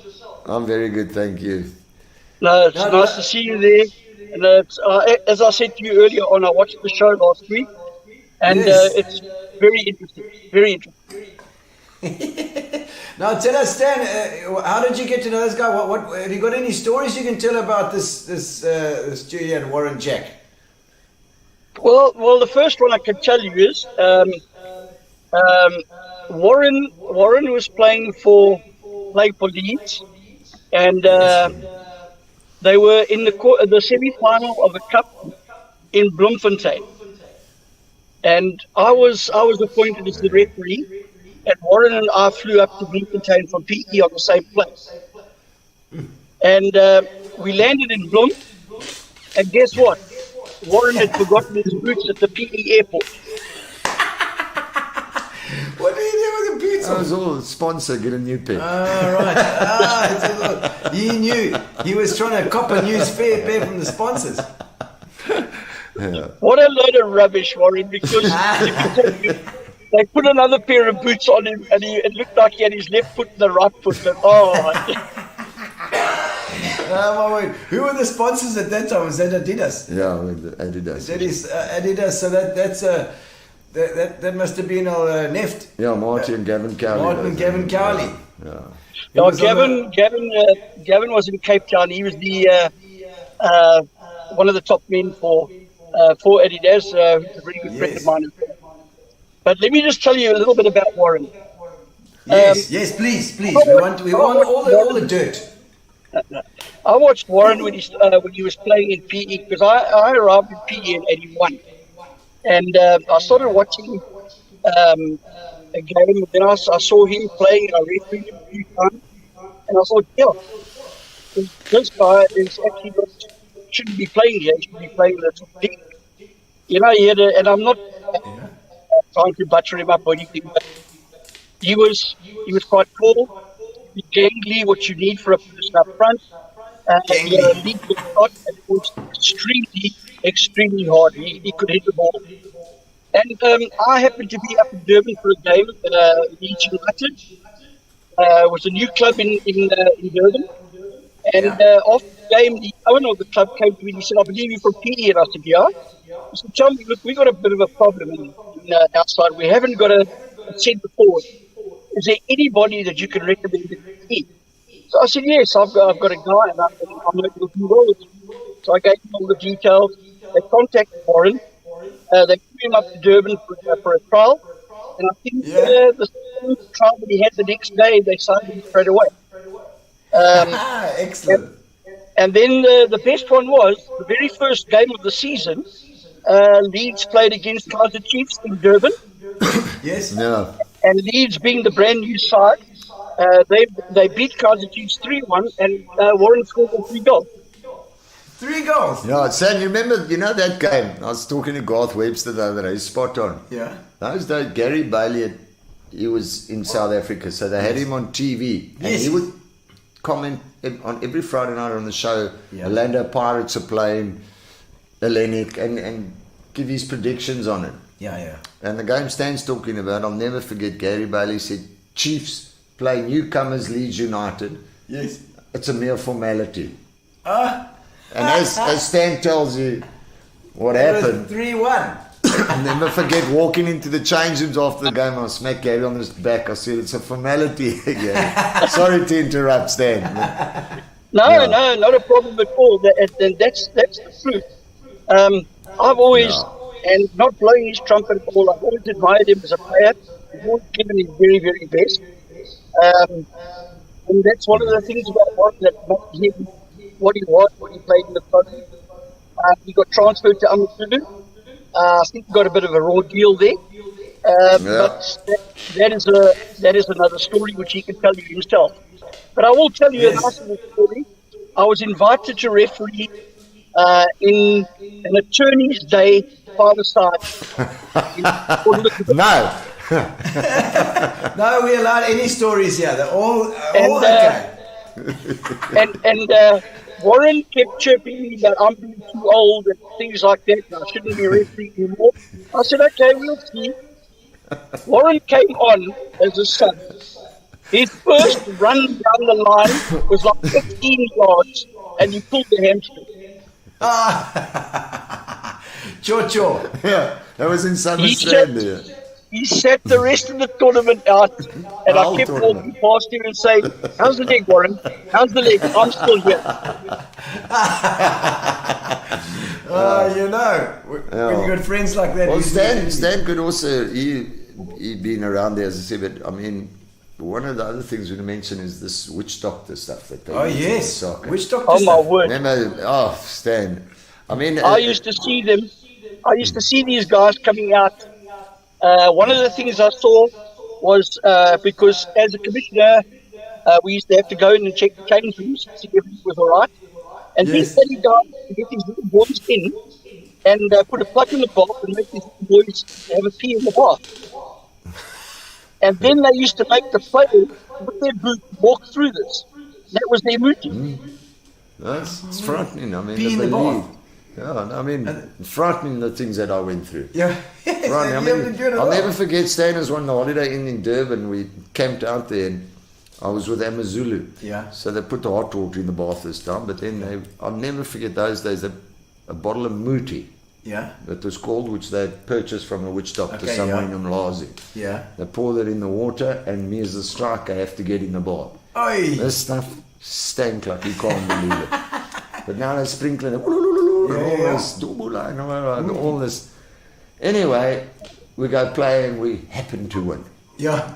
Oh, that's good. Every time now. You're quite right, but you can't believe how the price of that bottle went up. I mean, but also, I mean, we'd go to some games, and I'll tell you, there used to be monkeys hanging in the change rooms. Dead monkeys. I mean, it was frightening. You could tell you. I mean, and they're superstitious with all that. Yeah. Still today, let me just tell you, Jomo Cosmos. And Jomo's son is a very good friend of mine. And they still insist on using two change rooms. One change room where all the players are, The other change room, it's closed up, and they put some kind of movie and they light it in the change room.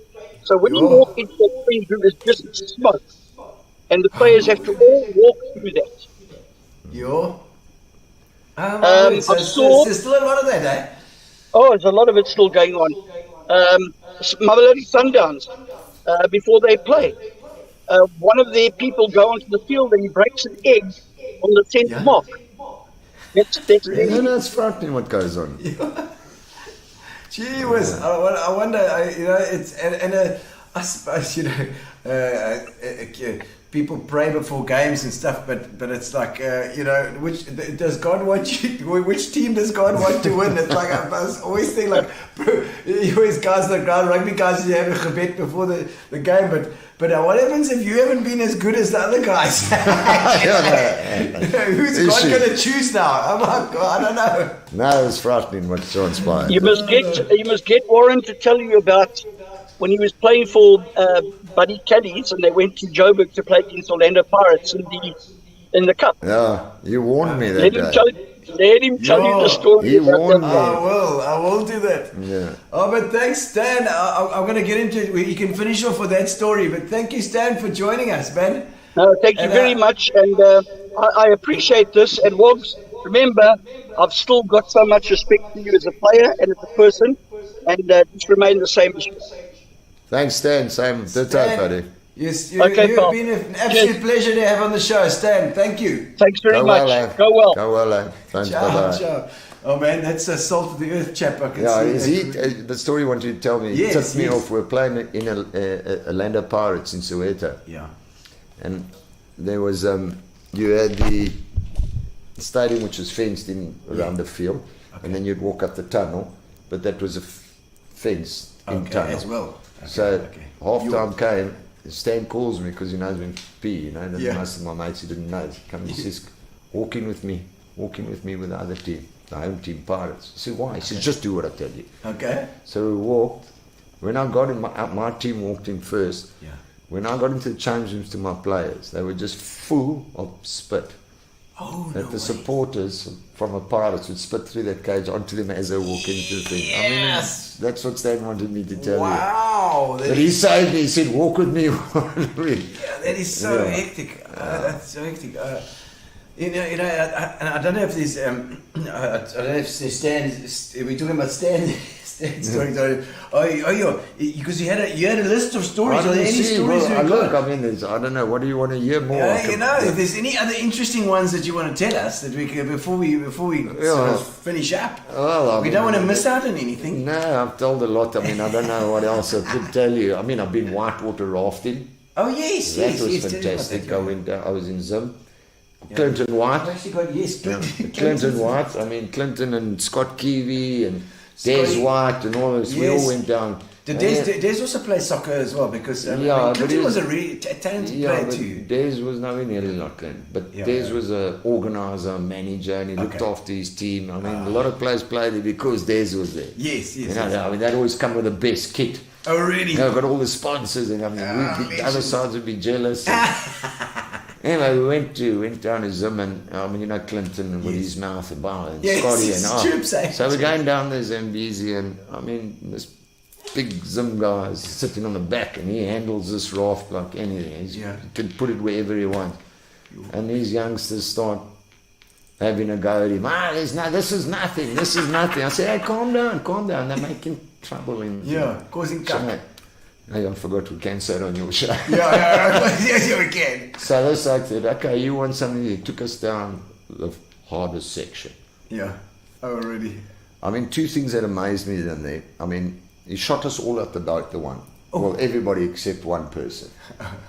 Oh, you I just held on to that thing. I mean, when I finished that trip down the river, what amazed me is they got a whole video of you going down the Zambezi. No, I mean, you're going down so fast. Who's doing it? I mean, you in a gorge and traveling down, and then they show you the video when you finish in the clubhouse, and you see this boat literally, his eyes are through out the water, and here I am hanging on this boat. I tell you, that experience was one of my worst, actually. Really? I thought I was going to drown because the further again later on, well, we all chucked out and you end up here and then you don't know where's anybody. You obviously got your life jacket on, but that is scary. But those guys in the kayaks, I mean, it's like them pushing a electric car around on the ground. They're so good at that kayak into the current through the waves. I mean, it's just because they're there for safety. Very okay. So they can go up, down, wherever they want to. But I suppose they know it very well, so they know where those little pools are. Because I always think you're going to get stuck under the water. Oh, that's what I want. You don't know where you hit your head under the rock. Yeah. And then also motorbike racing. I did 4-wheeler motorbike racing, which I raced at Skabanti. You mean like quads? Yeah, we rode quads. I mean, for years I rode quads, and then I got invited to ride for a team at Skabanti, which is... You mean it's quite Skabanti is the tarmac, you mean? Yes, but not on the main track. Okay. There's a gravel and all the land around. It was a 10k loop. Oh wow! Okay. For 10 laps. Okay, jeez. But I didn't, I mean, that was a very funny story. I didn't want to get involved in this race because I just rode privately with my mate, but they literally begged me. So I end up there. I get to the Springboks Upana Day. I'll never forget. So I arrived there, and I'm going to go through it fairly quickly. But we arrived there, and all the guys have got their pit stops and everything like real racing. Yeah, proper. I've just got my standard bike. Yes.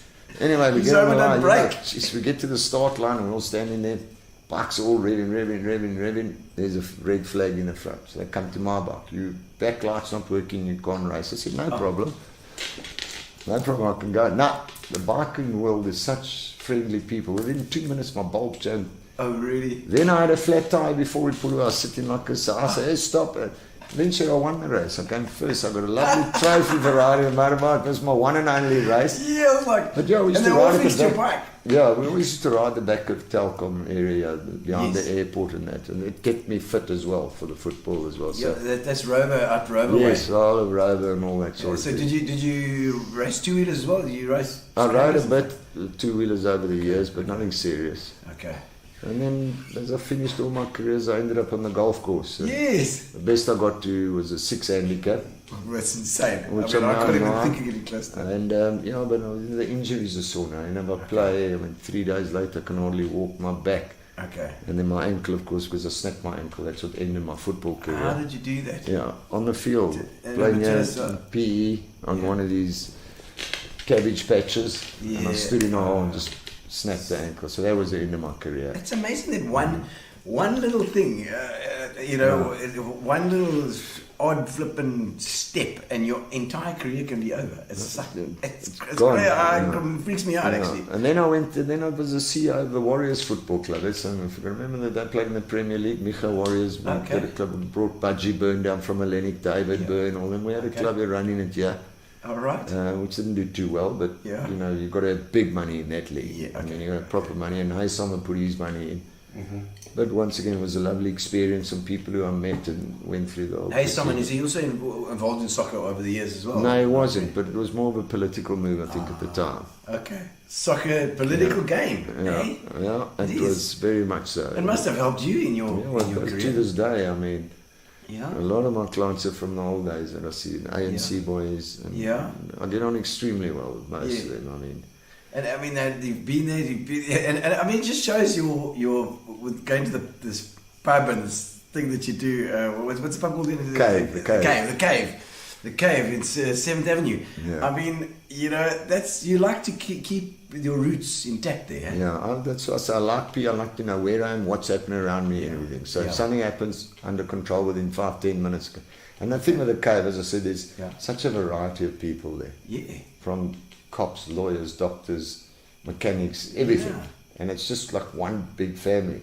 And any problem, you say, hey, who knows? I know boats can do that. Oh, this one can do that. Lake can do that. And everyone helps one another. Everyone works together. And there's a little, I didn't realize this little community going on. There's a lot of people talk about it, and a lot of people ask me about it as well. Where is it? It's very nice. Very nice. Gary's playing the basketball? Yeah, I played EP basketball. EP basketball as well. That was great fun. Holy crap. Carl played with me, Carl Dalmas as well. Oh, that was just to tick off on his list of flipping things that his EP for. Interesting enough, the Coachman restaurant, George. Yes. George was a top South African basketball referee. No way. I promise you. I mean, look at Okay. that. You'd never think that. I've got to get George on the show too, because he must be. Oh, he could tell you a lot of stories about another Port Greek, Elizabeth. Yeah. Also, nice guy. I mean, Hellenic. he used to be a bookmaker as well, old Georgie. Oh, really? Yeah. A couple of them, man. Well, we skimmed around the gambling story. Do you like the GGs? Do you like to? Yeah, look, I enjoy the soccer betting a lot. Oh, you do the soccer betting, but that's something that you know about as well. So you can which it's better, and at least you're getting 90 minutes to watch, you know. But what I've learned over the years of taking horse racing, it's just luck. Yeah. It's really, I mean, I know all the jockeys. I mean, another top jockey in the country, Warren Kennedy, personally, is my personal mate. I'll find him and say, Warren, he says, why am I son?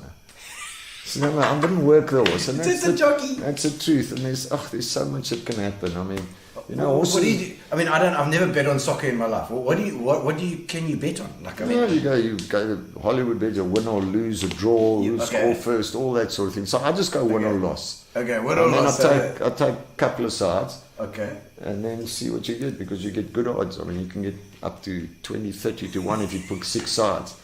And I mean, but you know, Alec Reynolds or something like that. Alex started. Alec loves his gambling. I mean, I gamble for the love of gambling, not to make money. Okay. My money's not. I don't put big Not a money. job. Those days I used to. It's like it's my job. No, I'm a gambler, professional gambler. No. He's like, what? I mean, in the early days, I'm talking when I came back from overseas. I mean, 30 years ago, I put 1,000 rand in a horse those days. And you know what stopped me gambling, Vic? I'll never forget. I used to love my clothes when I started my work, because you had to look smart those days. Okay. Today you got to work in jeans and A bit of fashion. and a shirt. You know, But no, my day I used to go to the collar and tie. I mean, even when John T. Rhodes' pants came out, every Tom, Dick and Harry did a John T. Yeah. You know what? I turned mine into my cop trousers, my John T. Rhodes. Yeah, those khaki ones. Yeah, the khaki. I made them short pants in there. I've actually seen you in the show with them. That's the one. Really. Yeah. Okay, so I mean, and it's so it got you off the gambling then. Yeah, well, in that particular time, I'll never forget, I went with the Greef stable to Cape Town, and they had a horse called Captain Key. Yeah. And they went to Cape Town, and the horse was 5-1. Yeah. And I still remember, Port Elizabeth horse going to Cape Town, you got no chance. And the jockey told me, at dinner the night before, it's the best baby I've ever ridden. The trainer, Greef, was the best in PE. It's the best horse I've had. Put some money. I said, no. I don't think it can win. Anyway, it won. So I was very upset. So on the way back to PE, Greef said to me, don't worry, the horse is running again in 2 weeks' time. In PE, it's called Captain Key. Okay, he's tired now. And racing was at Fairview, I'll never forget. And I shot up to Fairview, it was a little bit late, and I got caught in a trap, so I got a speed fine. And in the horse fraternity, if you get a fine on the way to racing, just turn around and go home. Okay. You know, because there's a lot of superstition, you get cold luck, and down racing green. Talking about all flipping Moody. Yeah, all that sort of thing. So anyway, that time, but I still got there. Okay. I put my 1,000 rand on the horse, Captain Key. Yeah. The race started, it was still those days, it was 5-10, which means it's a super favourite. Yeah. Came to about the 100-metre mark, this horse started what they call hanging. So the bit pulling, his tongue was like it says hanging, and he got beat on the line. And I left home, and on my way home I said to myself, you've just thrown a pair of Crockett and Jones shoes over the Van Stadens Bridge. And that's how I visualise it. I said, you're wasting your money. So that, to this day, I'll put 50, 100 rand, but as I said, I go for 30. It's just plain. Yeah, it's just for the fun of it. To see, I was right. Yeah, and getting that adrenaline going. No, there's no way I'll put that's a classic. Yeah. I love it, Warren. And there's my one from Lee. There's Kelly's one. There's got a couple of photos there. Barbara sent some through. There's a lead.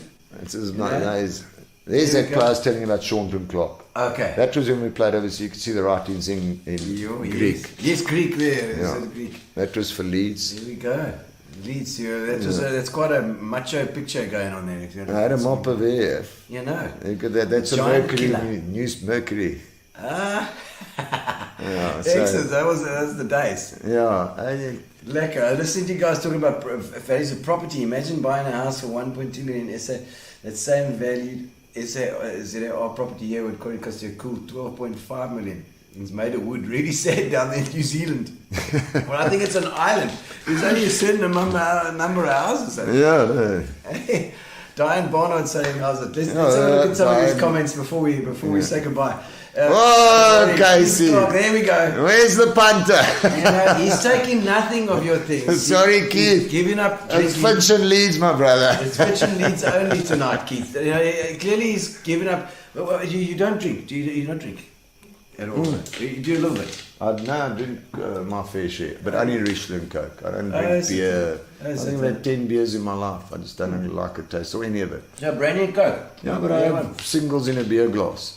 Okay. So, but I'm not one of those to get full around. Yeah. I don't like to do that. Otherwise, lose too much money. Yeah, but now and again you do. Yeah, 100%. 100%. You got your mother's EP hockey player. It's not my mother's EP hockey player. It is my aunt's synchronized swimming blazer. There's fires. You can ask me, bowl him at the throat fires. Remember? Bowl him at the throat. Bowling at the throat. There's it.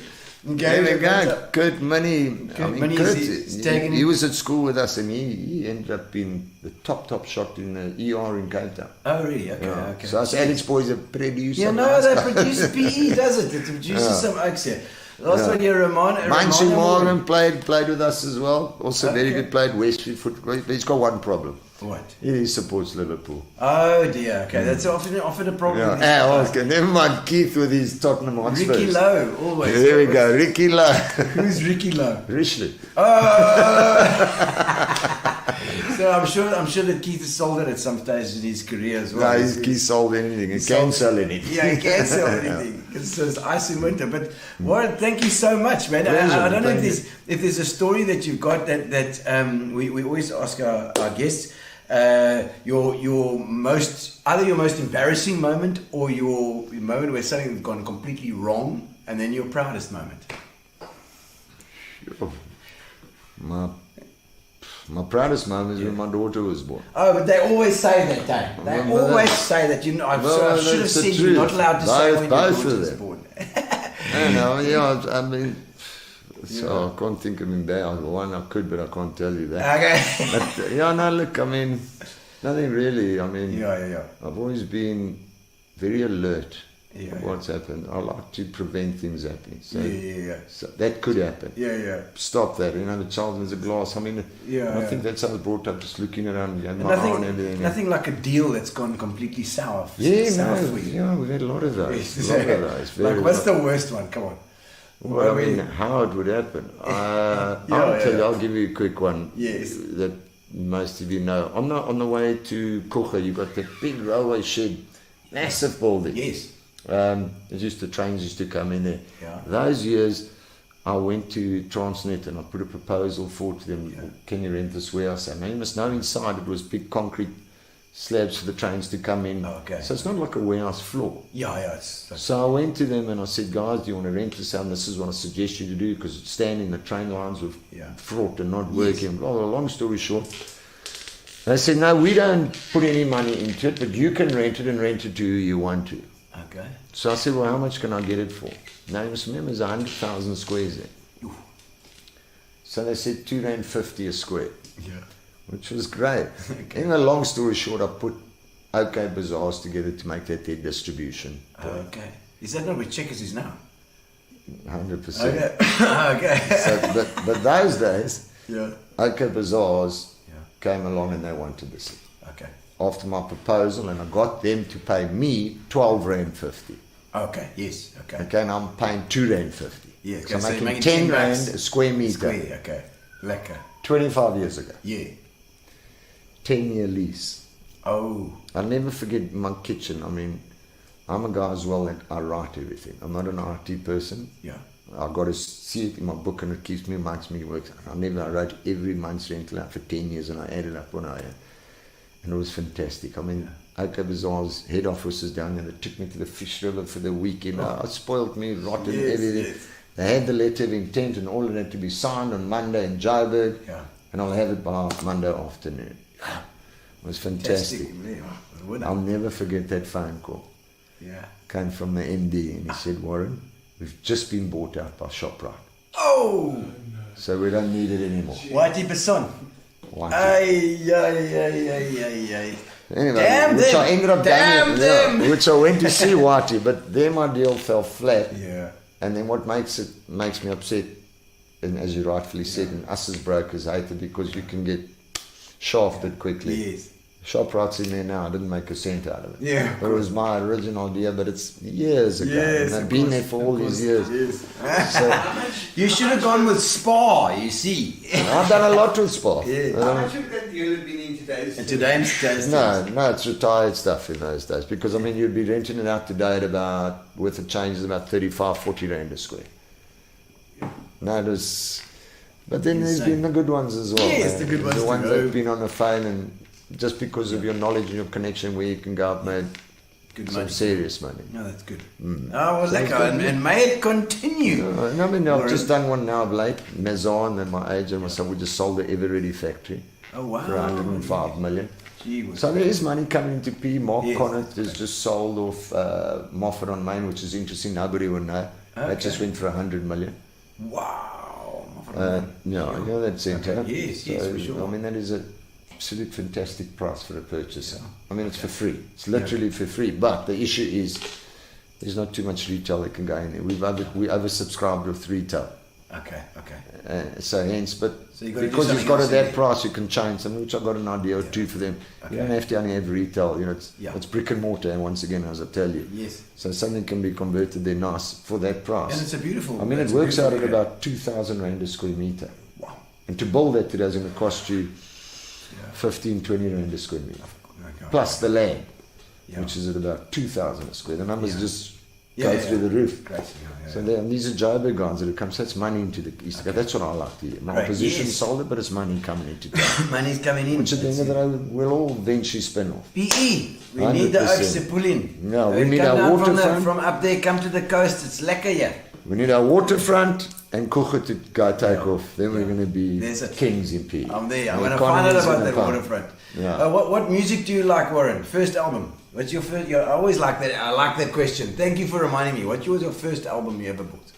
Staying alive. Stay alive, I'm baby. standing like that. Remember that? Typical soccer players. And you know where I bought it? Hunter's Retreat Pick and Pay. Oh yeah. Remember those years? Yes, I remember that. Yeah, place, got it yeah. up there those years. I used to buy albums from there too. But I Pick didn't and buy Pay. much of music because I mean I had Webster around me most of the time, and he was like my traveling DJ. Well, he was dressed like Saturday Night Fever when he came to the No, he's always dressed like that. Yeah. Oh man, Warren, thank you so much for joining us. It's been fantastic. Thank you. Yeah, I really appreciate it. It was such an very interesting interview. I've really loved it. I love the property and I love the vibe. So many elements to your life, and you bring it's this not passion. over yet, huh? Nah, it's going, still going, Yeah. and may the deal